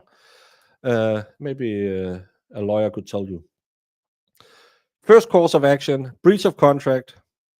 Jones and Jonesworks incorporated each and every allegation set forth above as if they were fully set forth herein. Jonesworks and Able are parties to the Able Employment Agreement, which is valid and enforceable contract. Under the Able Employment Agreement, Able agreed, among other things, that 1. She would hold in strict confidence and trust for the sole benefit of Jonesworks all confidential and proprietary information, and that all business and plans made known to her while employed by Jonesworks are the permanent and exclusive property of Jonesworks. 2. She would not use any company proprietary information to solicit, induce, or attempt to solicit or induce any business from any of the company's existing clients, employees, referral sources, or business contacts. 3. During her employment and for 6 months following the date of any termination, she would not compete with Jonesworks or engage in or participate in any business that is in direct competition in any manner whatsoever with Jonesworks. And 4. During the employment term, Jonesworks was entitled to her loyalty, including acting in the best interest of Jonesworks. Able breached the Able Employment Agreement through her action as described in this complaint, including by, among other things, 1. Failing to hold in confidence confidential information for the sole benefit of Jonesworks, and by soliciting confidential information from at least one Jonesworks employee after her termination. 2. Using confidential information to solicit, induce, or attempt to solicit and induce business from Jonesworks clients and business contacts. 3. Directly competing with Jonesworks in the 6 months following her departure from Jonesworks, including by starting a competing company and poaching and attempt to poach Jonesworks clients, soliciting and inducing and using confidential information to solicit and induce other Jonesworks employees to leave Jonesworks and or become employed by her or other competing firms. And 5.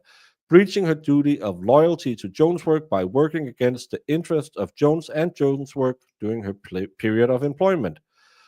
Jones and Jonesworks have substantially performed the Able Employment Agreement and were excused from doing so because of the action of Able. Able's breach of Able Employment Agreement proximately and directly caused monetary damages to Jones and Jonesworks in the amount to be determined at trial.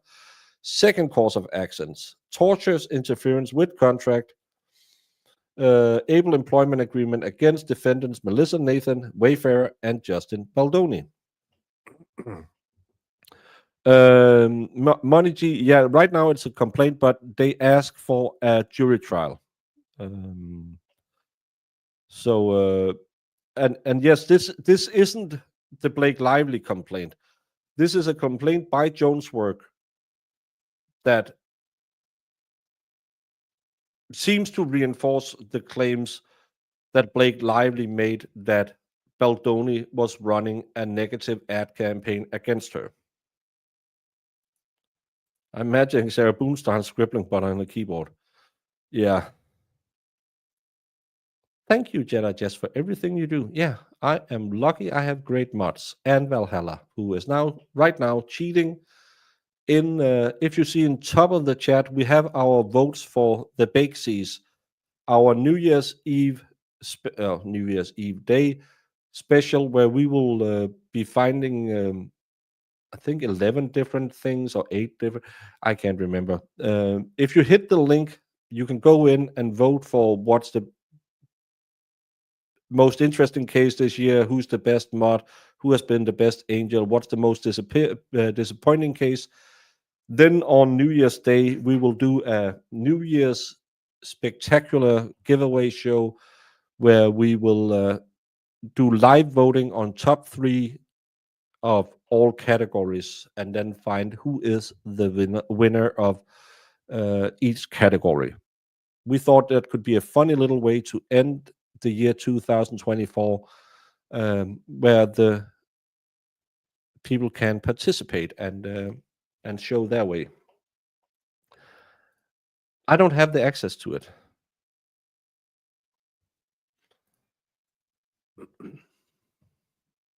Yeah, he's constantly in there.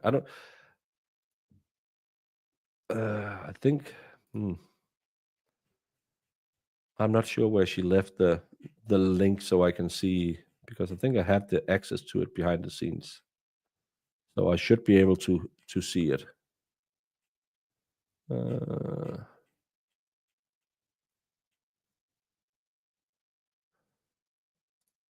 Yeah, I think I can see it on this. We'll check it when we're done reading, because we're almost there. No, that's not the right one. That's just the voting.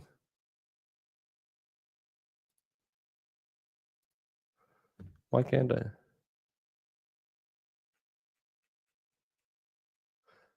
I can't see the stuff that she could see. Oh, I can. I'm an idiot. So far, we have 226, 227 replies, but Valhalla is 159, 156 votes in the best mod. 161. Valhalla, have you set up an audio clicker?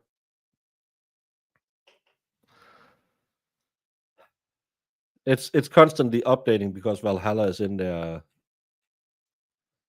trying to pad his numbers. But still, he will be put in a top 3 where the audience will vote, because Valhalla have found out you can vote multiple times. So the rest of the mods can just do it as well. Well, and we are trying to figure out how to make a little something to send people. But that's something Jess and I will have to talk about. Yeah, he's probably got a vote bump, but all the mods do a great job. Well, to be honest, Brandon mostly just randomly blocks people when he puts his phone in his pocket. But yeah, you can vote more than once.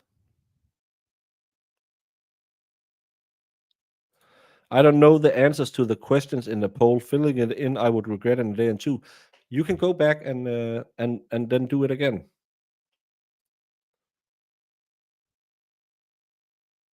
I'm waiting for a campaign, but yeah, he better make a video on his own channel today saying why I am the best mod. Jones and Jonesworks Incorporated, each and every allegation set forth, parties, blah, blah, blah.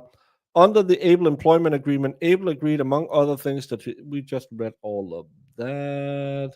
It's the same. Oh, yeah.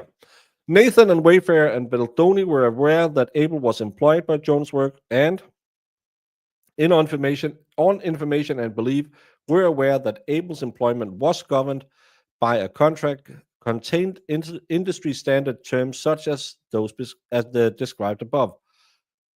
Nathan, Beldoni, and Wayfarer induced, encouraged, and procured Able's breach of the Able Employment Agreement without justification, including by, among other things, breaching her duty of loyalty to Jonesworks by working against the best interest of Jones and Jonesworks during her period of employment, and 2, encouraging and inducing Able to violate the non-compete, non-solicitation, and confidentiality provisions of the agreement. Nathan, Beldoni, and Wayfarer in bad faith intentionally procured, caused, or facilitated Able's breach of the Able Employment Agreement, but for the misconduct of Nathan, Beldoni, Wayfarer, Able would not have been breached the Able Employment Agreement. Jones and Jonesworks has substantially performed the Able Employment Agreement and were excused from doing so because of the actions of Nathan, Wayfarer, and Beldoni. The intentional interference by Nathan, Beldoni, and Wayfarer with the Able Employment Agreement proximately and directly caused monetary damages to Jones and Jonesworks in an amount to be determined at trial. The intentional interference by Nathan, Beldoni, and Wayfarer with the Able Employment Agreement was willful, wanton, malicious, and or in bad faith, or undertaken through improper means, warranting as reward of punitive damages in an amount to be determined at trial. Third cause of action, breach of contract, Wayfarer agreement.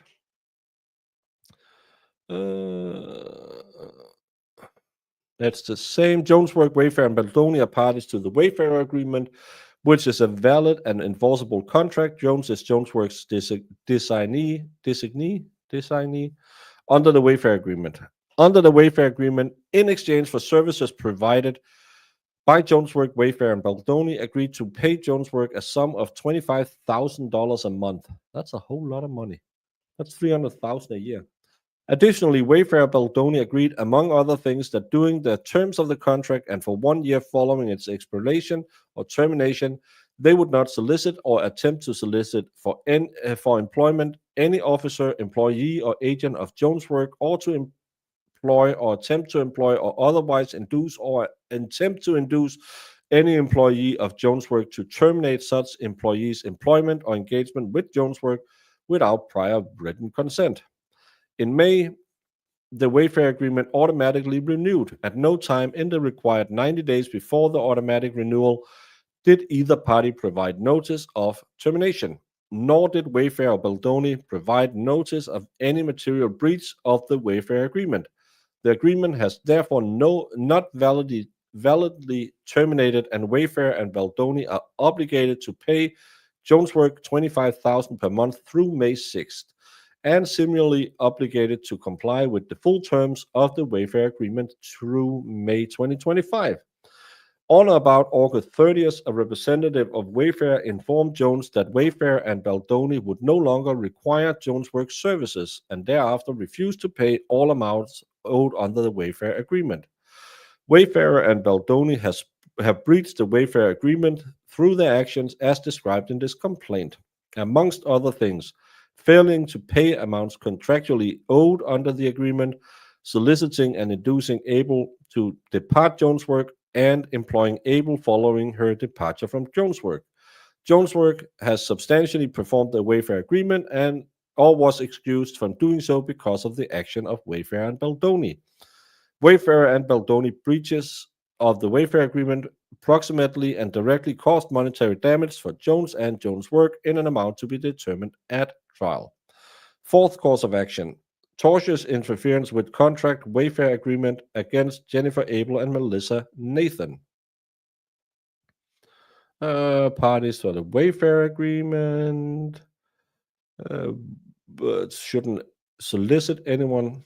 Abel and Nathan were aware that the Wayfarer Agreement and each induced, encouraged, or procured Wayfarer's and Baldoni's breach of the Wayfarer Agreement without justification, including by encouraging Wayfarer and Baldoni to cease paying Jonesworks and instead hire Abel and Nathan, and by encouraging Wayfarer and Baldoni to violate the non-solicitation provision of the agreement. Abel and Nathan, in bad faith, intentionally procured and facilitated Wayfarer's and Baldoni's breaches of the Wayfarer Agreement. But for the misconduct of Abel and Nathan, Wayfarer and Baldoni would not have breached the Wayfarer Agreement.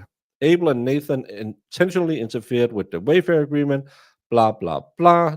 Money to be determined at trial. Abel and Nathan's intentional interference with the Wayfarer Agreement, approximately an amount determined at trial. Fifth cause of action: faithless servant. Oh, that's a nasty name. Against defendant Jennifer Abel. It's the same.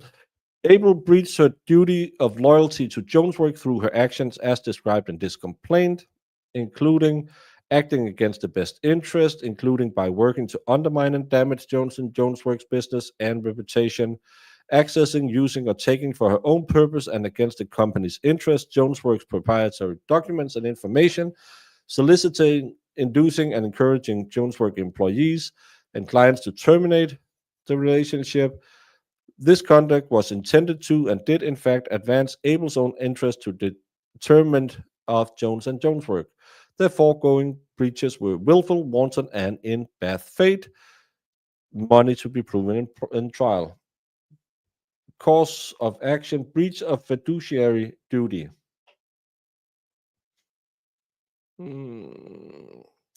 Abel breached the fiduciary duties to Jonesworks through her actions as described in this complaint, among other things. It's the same things she did before, and money proven at trial. Seventh cause of action: defamation. Between September and December 24, Abel made statements to certain third parties, including participants in the public relations industry, in which she and Jones work, asserting, amongst other things, that Jones had doctored and falsified text messages purporting to be from Abel and was attempting to distribute them to third parties in order to harm Abel and paint Abel in a false light. These statements are false and untrue. These statements are defamatory per se, in that they tend to cause harm to Jones and Jonesworks' reputation and business interest. Abel made these statements with knowledge that they were false, with reckless disregard for the truth and falsity, or at a minimum negligently. Abel's statements enjoyed no privilege or authorization. Abel's false and defamatory statements caused harm to Jones and Jonesworks' reputation in the public relations industry and among potential clients. The defamatory statements made by Abel approximately and directly caused harm to the reputation and business interest of Jones. Cause 8. Defamation. Jones and Jonesworks incorporate each of the allegation. John Doe 1 to 10 published the website. The website was viewed by numerous third parties, including, on information and belief, residents of New York City. The website includes numerous statements regarding Jones and Jonesworks, including the following: Jones bullied Jonesworks employees. Jones and Jonesworks interfered with the employment prospects of former Jonesworks employees. Jones and Jonesworks leaked confidential client information. Jones and Jonesworks coerced clients into taking actions not in their best interest. Jones and Jonesworks interfered with their clients' ability to do business. These false statements included accusing Jones of years of non-stop verbal and emotional abuse and horrific treatment in the workplace. Jones doesn't understand how to truly do PR outside of leaking her own clients' secrets. Jones doesn't fight for her clients, but she does fight with them, crying, screaming, keeping them hostage. Stephanie Jones takes clients hostage. Not only does she break confidentiality, she willingly does, regardless of the possible damage that this kind of behavior might cause, implying that Jones was hacking the defamatory websites. These statements are false. These statements published on the websites are defamatory per se, in that they tend to cause harm to Jones and Jonesworks' reputation and business interest. John Doe's 1 to 10 made these statements with knowledge that they were false, with reckless disregard of their truth or falsity, or at a minimum negligently. The false statements published on the website enjoyed no privilege or authorization. Statements published on the website caused harm to the reputation in the public relations industry among potential clients. Published on the website approximately and directly caused harm to the reputation and business interest. Prayer for relief. Wherefore, plaintiff pray for relief as follows: entry of judgment in favor of plaintiff against all defendant, jointly and severally, for all damages sustained as a result of defendant's wrongdoing, including, in respect of each of the first course of action, second course of action, third course of action, fourth, fifth, sixth, seventh, eighth course of action, entry of judgment in favor of plaintiffs awarding damages in the amount to be proven at trial. Reasonable attorney fees and costs for this action as allowed by law and the parties' contract, punitive damages, pre-judgment and post-judgment interest, and such other and further relief that the court deems just and proper. Demand for jury trial. Jones and Jonesworks request a jury trial on all issues so triable. Dated Christmas Day.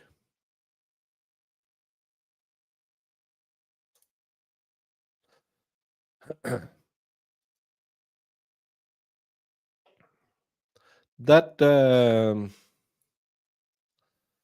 was Stephanie Jones and Jonesworks asking for a lawsuit against the people involved in the complaint that Blake Lively filed previously. Does it prove anything? The text messages could be taken out of context. That's always the problem. We've seen that in multiple cases where you take some part of. I'll do a poll. I'll always forget to show the result of the poll. I'll do a poll.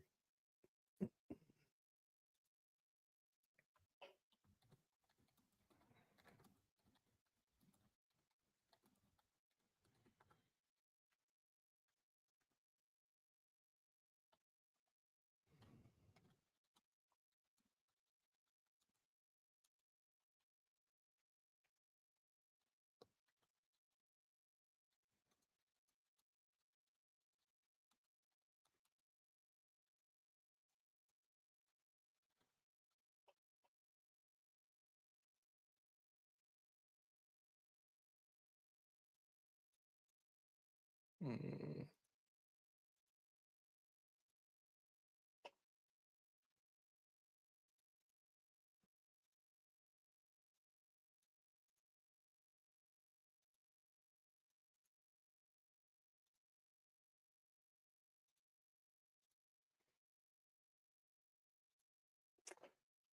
I made a poll.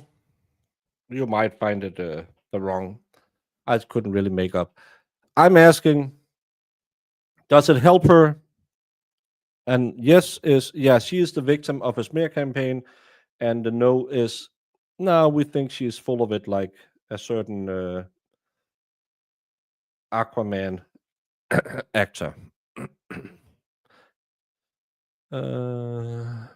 Hey, Zachary.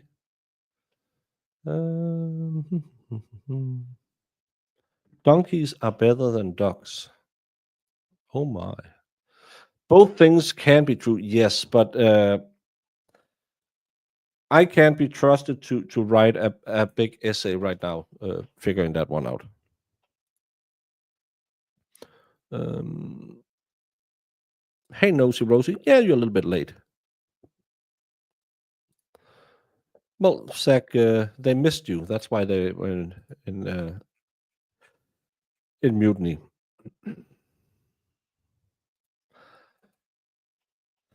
Neither both options. Can I do that? Then I will have to end it. I'm going to end the poll and I'm trying to do it again. Um,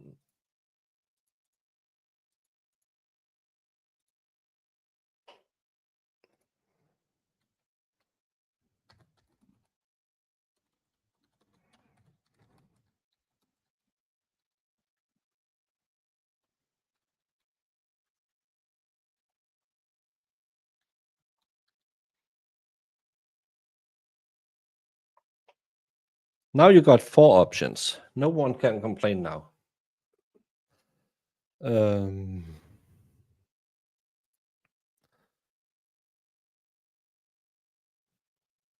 But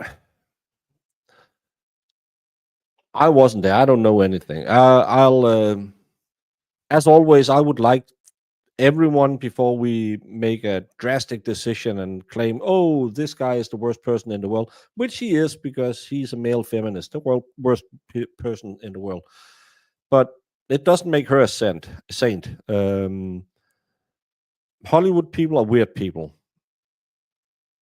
I like what I've seen of her on the red carpet with Ryan Reynolds, the way they act online, because they seem to have a sense of humor. They're not these stuck up, let me tell you about my politics actors, because all these actors should try and remember that what they are in reality are paid monkeys that should just dance for our pleasure. I don't care about their personal belief. I don't care about the religion. I'm going to end this show and then I'm going to go watch Shogun, the original series. Great series. How daring it was that they allowed most of the people to talk Japanese, even in, I think it's from the 70s. I don't know Richard Chamberlain's political belief. I don't give a F. I think he's a great character in the show. I don't trust any actors to be smarter than me, and I'm not that smart. So is this actors fighting over the rights for a second book film thing? Is this an a-hole producer who, under the guise of being an ally, like to cross the boundaries? Is this a Karen who mistook a stupid place comment? I don't know. I'm the second part here, the lawsuit. It seems like there's more validity to that with the breach of her contract, because clearly she's in breach of her non-compete. But I've seen non-competes being thrown out if there was something going on from the old company's side. So again, I don't know. I had a buddy of mine who co-owned a bakery with a very, very big famous person, and they signed a contract where there was so much BS in it. And again, my buddy was just happy that he could buy his first bakery and start everything up and have him as a money back. And then he started just steamrolling everything and forced my buddy out of there because he just needed my buddy to be the front man so he could get the shop. And it took them a very long time to get through that because that contract was not worth the salt. And uh, yeah, I'm not a lawyer. I don't know nothing. Maybe it was a mistake to remove Weinstein, like removing a dictator like Gaddafi. They suck, but keep the monkeys on the check. Yeah. Sometimes when you chop the head of a big guy, a lot of small a-holes will come scurrying out to try and be the next big guy. Does anyone know Mo in the Deep End's email? I have a CRPS question. They are trying to give me that DX, and there is not a DX to take lightly. Want to know from a person who knows. Jess, are you here? Jess is a mod over at Mo's. I don't know if I normally DM Mo on the Twitter twat, but maybe Jess knows an email. I don't know if she has one.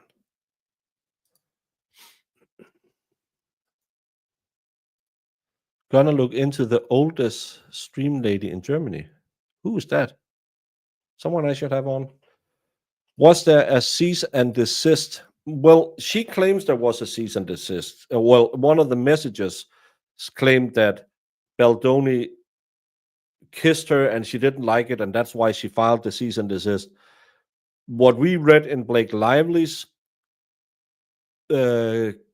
complaint was there had been 3 people contacting HR. But a cease and desist, that's a law thing, but maybe they're using it wrongly as an HR intervention, telling him you can only do this because we know there was the demand for an intimacy coordinator, no unwanted, no unscripted, no unplanned, no unnecessary touching, according to the agreement that Baldoni signed with Blake Lively. So a cease and desist to me is something you go to court and have, and that's not the same as writing a piece of paper with HR saying you must have an intimacy coordinator on set. It must be a closed set. You can only touch here, touch there, pat here, rub there, whatever the intimacy coordinator agrees with them. So I don't know what they mean by cease and desist. I don't see it. Yeah.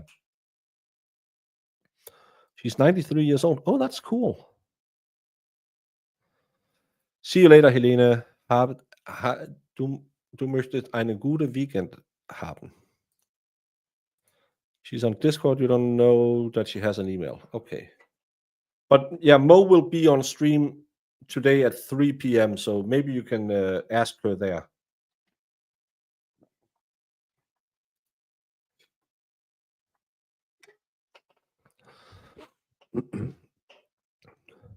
I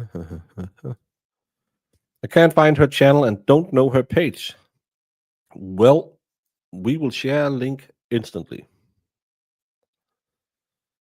Valhalla will build an electric fence and Lesco Brandon will pay for it. Zach, I turned off Nightbot so you can't get it to say anything about your all caps. Haha, took it fun away from you. Marmeladen Omar. Oh, that's Marmalade Grandma.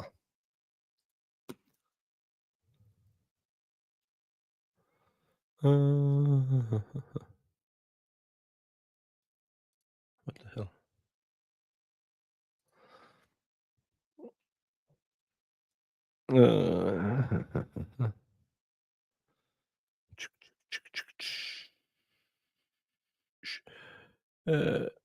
This is the link to Mo's channel. If you go subscribe to her, and then at 3 p.m. you can. She will probably tell you how to get in contact with her. She's very approachable, and she loves to help people out with similar disease.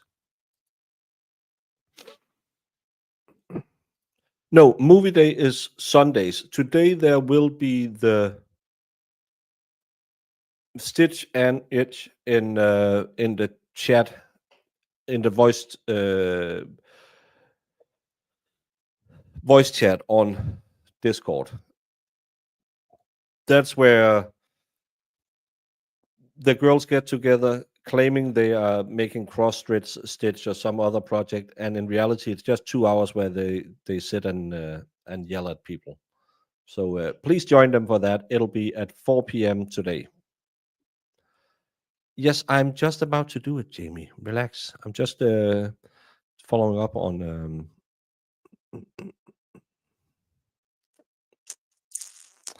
yeah, so if you join the Discord, or if you're not already on the Discord, you should be, because it's a wonderful place.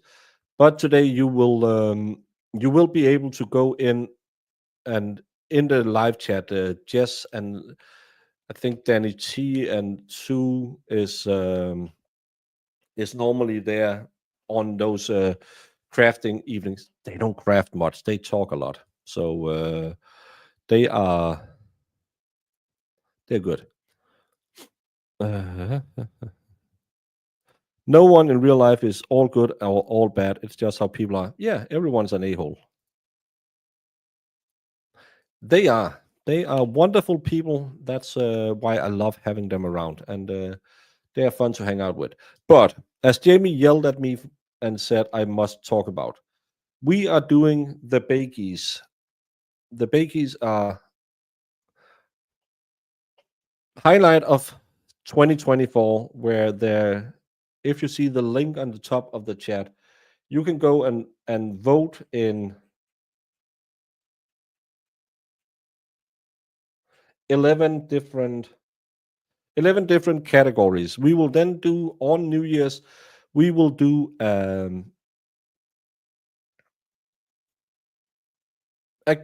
finishing best of year, where top 3 in every category will be live voted on stream. Hopefully, if anyone wins, probably Valhalla, we can reach out to them and maybe get them to join on stream. Probably not the worst case of the year award. Probably won't get any live streamers, but we'll try and see if we can get people to come on and do the good old Hollywood. I want to thank my mom. I want to thank God. I want to thank my producer speech. And Jemima and I are working on trying to figure out what we can send to them as a little token of being the best of 2024 winner in the Bakies. It's just a little stupid thing to do to end New Year's, but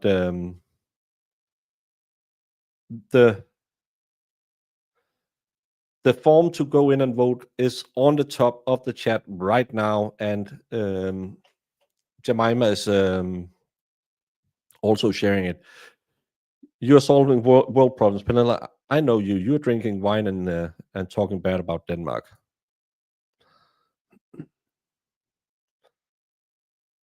Val still have to win the live vote, so he better start kissing babies. Yeah, we want to see some good begging. But I think I can do this if I can figure out how to do it. Right? Oh, there it is. Let's do it the right way. This is stupid because let's. So far, the viewers choice case for the year. It looks like it's gonna be Reed, Boone, Sack, Reed, Suitcase. What the hells is this? Well, the hells we didn't cover, so it can't be that one. Iris. I don't know what that is. But the treehouse. You can go in. You might not know the case, but what the name is, you can put in whatever you like. Lamest excuse for the weakest and most unconvincing excuse giving in a court case. My ex did it after teleporting Dolores Shaver. Brian Albert and his dog sleeping through the police cars, not on purpose. Sarah Boone claiming she was in fear. Robin Howlington, Jen McCabe. So there's a lot of different things. It would be nice if you. She hit me with a Yankee candle. Still a good thing. The woman you put here with me, Adam. But you can go in and vote on all of them. Most annoying lawyer. See latest Lally. Owens, Lally. What if Lally? Owens, Lally. David Helm. Lally, Owens, Lally, Owens, Carly Gregg's lawyers. Let's just say some breakout hits has already shown themselves. Then we have most welcoming for the chat members who made you feel welcome when you joined the community. All of them better be me. Oh, I can't see. Why can't I see those? Adair got a vote. Iris, Fed, Marissa, Iris, Adair, Jess, Iron Rabbit, Valhalla, Danny T, Marissa, Sue, Iris, Zach. Whew. Helen from Holland. Yeah, she's a nice one. Christine. Bad Dog. Debbie Webb. Yeah. Baker. I'm never in chat, so I can't win any prizes. Funniest chatter. Brandon. Sean Birds. Zach and Lesco. Not Zach. I agree. Number 4 is correct. Not Zach. Valhalla. Julie Fraser. Sean Bird. Zach. ISX fan. There's a lot of funny people out there that we can do. Then we are having the most contentious award of the year. Best mod. Valhalla, 224 votes. People are claiming that Valhalla right now will be putting up the number 225th. Valhalla has been really boosting this today. So, yeah, that is probably a little skewed. And then we have the best co host Mo, Jamie, and Marissa. And more love for Marissa. Marissa is good. She took over when I took on vacation. And then we have the best angel. Oh, let's go back and see what Valhalla. Nope, still only 224. Come on, Valhalla, you can do better. And then we have the best angel. That's the co-host on a Stab You Day. So far, we have a tie. Jemima and Irish, with Zach, an alternate juror, right behind. Interesting. So please, if you want to go help us make a New Year's special where we're going to give out some prizes, well, just a little plaque, something stupid. We'll figure out something. On the 4th day of Christmas, Broken Baker gave to me a partridge in a pear tree. On the 2nd day of Christmas, Lefty gave to me one aubergine, 2 old nuts, and a Bears jersey because he loves them. Thank you, Lefty.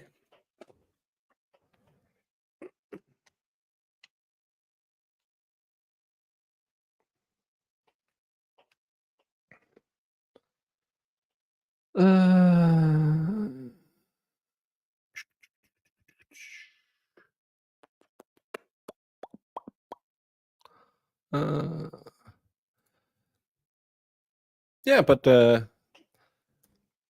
I'm gonna do the good old "if he dies, he dies" from Rocky 4. This is to trim my mod herd, because if people don't like my mods, I'm just gonna kick them off. No, I'm not. Who's voting for Zach? Zach.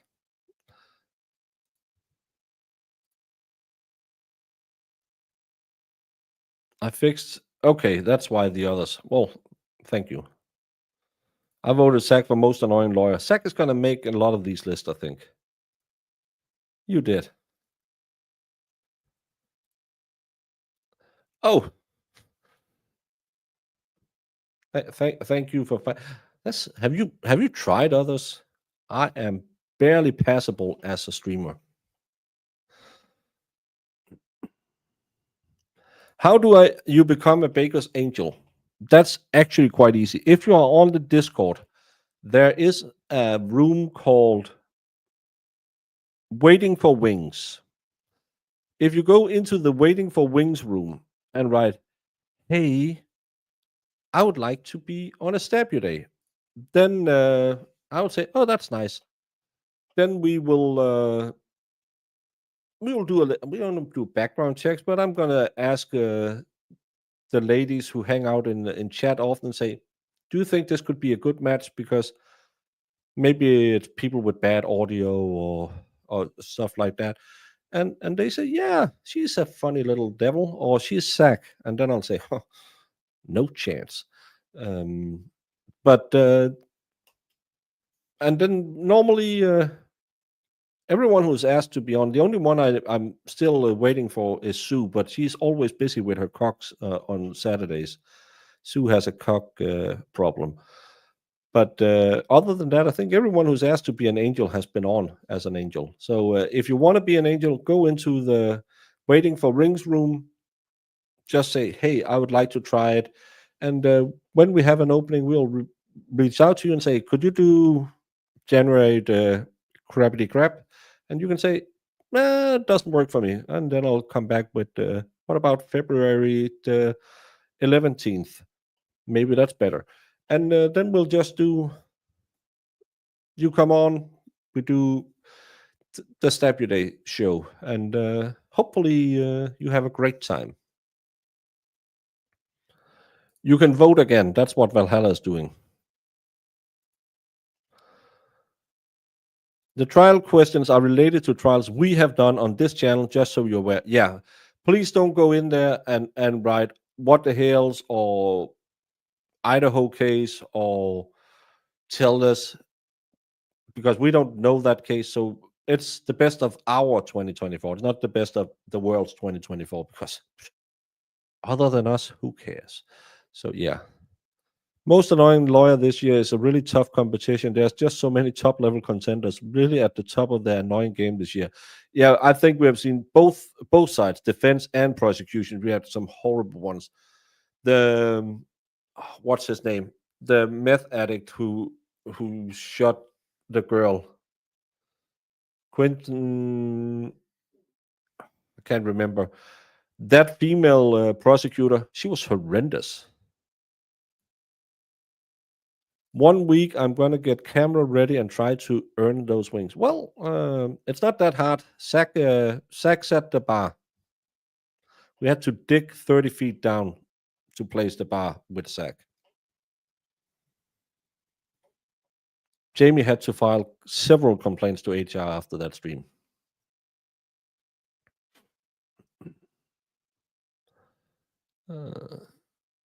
Waiting for rims.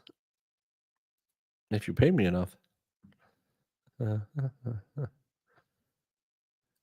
forget the defense lawyer. That was super condescending jerk. Maybe the Chloe Driver trial.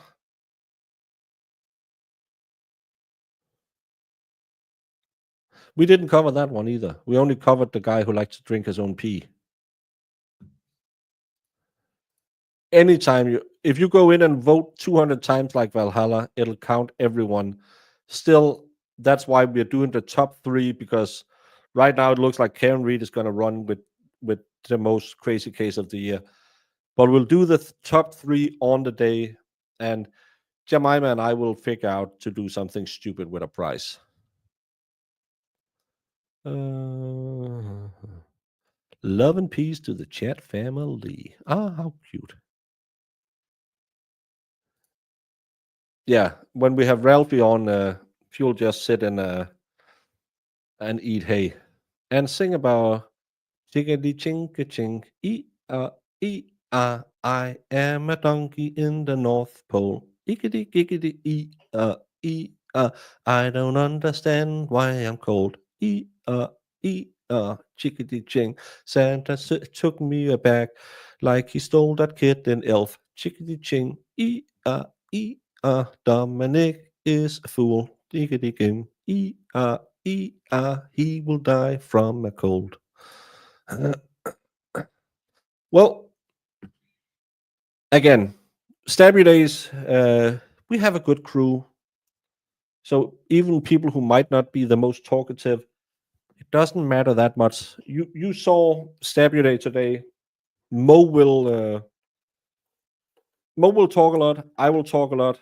Jamie will laugh a lot.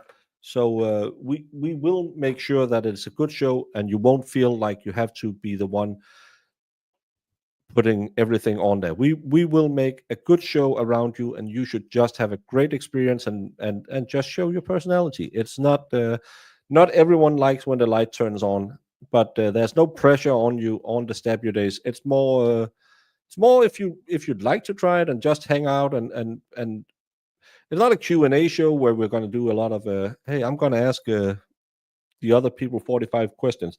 It's more just having fun, watching stupid videos. When Marissa isn't here, we're going to watch Jamie's favorite Frenchman, and but we can only do because Marissa resigns every time I play that laughing lady. It's going to be fine.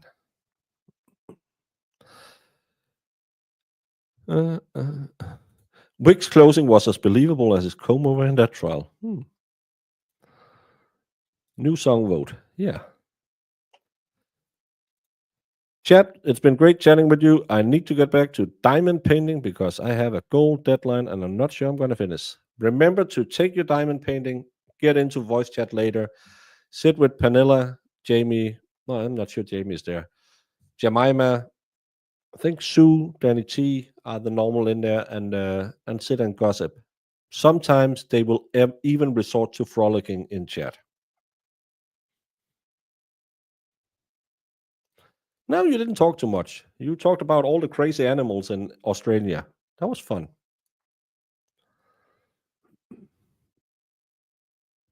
And let's end the poll so I can go watch some Shogun because it's 8:30 and on a Saturday night. What am I doing here? I could be in bed. At a Saturday night, shouldn't you be out trawling for some Lalas de tuna? I couldn't catch that even with Zach. She's a victim of a smear, 37%. I don't know, 26%. Both, 19% and 16%. Shay, spelled wrong, is an AH. Probably somewhere in there is the truth. I don't know. So far, I'm saying that the most believable right now is that Abel breached her contract. I think that's pretty clear. The rest of it, everything is out of context. Everything is only one-sided. So before we have everything else, we don't have anything. Yeah, she brought on Yoshi. That was. There's no need to be nervous. We don't kill anyone. Laughing Lady video. Well, sadly we can't play that because Marissa will again retire from being my mod. If I played her the other day, it's oh, I hope she's gonna make. She made a Halloween video. I hope she's making a New Year video just for Marissa. Maybe she has one of those cameos where you can pay people $5 to do something stupid. So she's wonderful.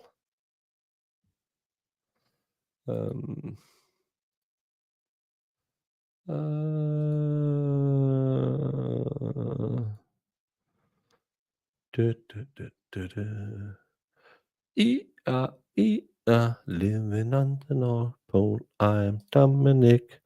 Chingity ching, chinky ching, Now I'm having that stuck in my brain for the rest of the day. Chickity ching,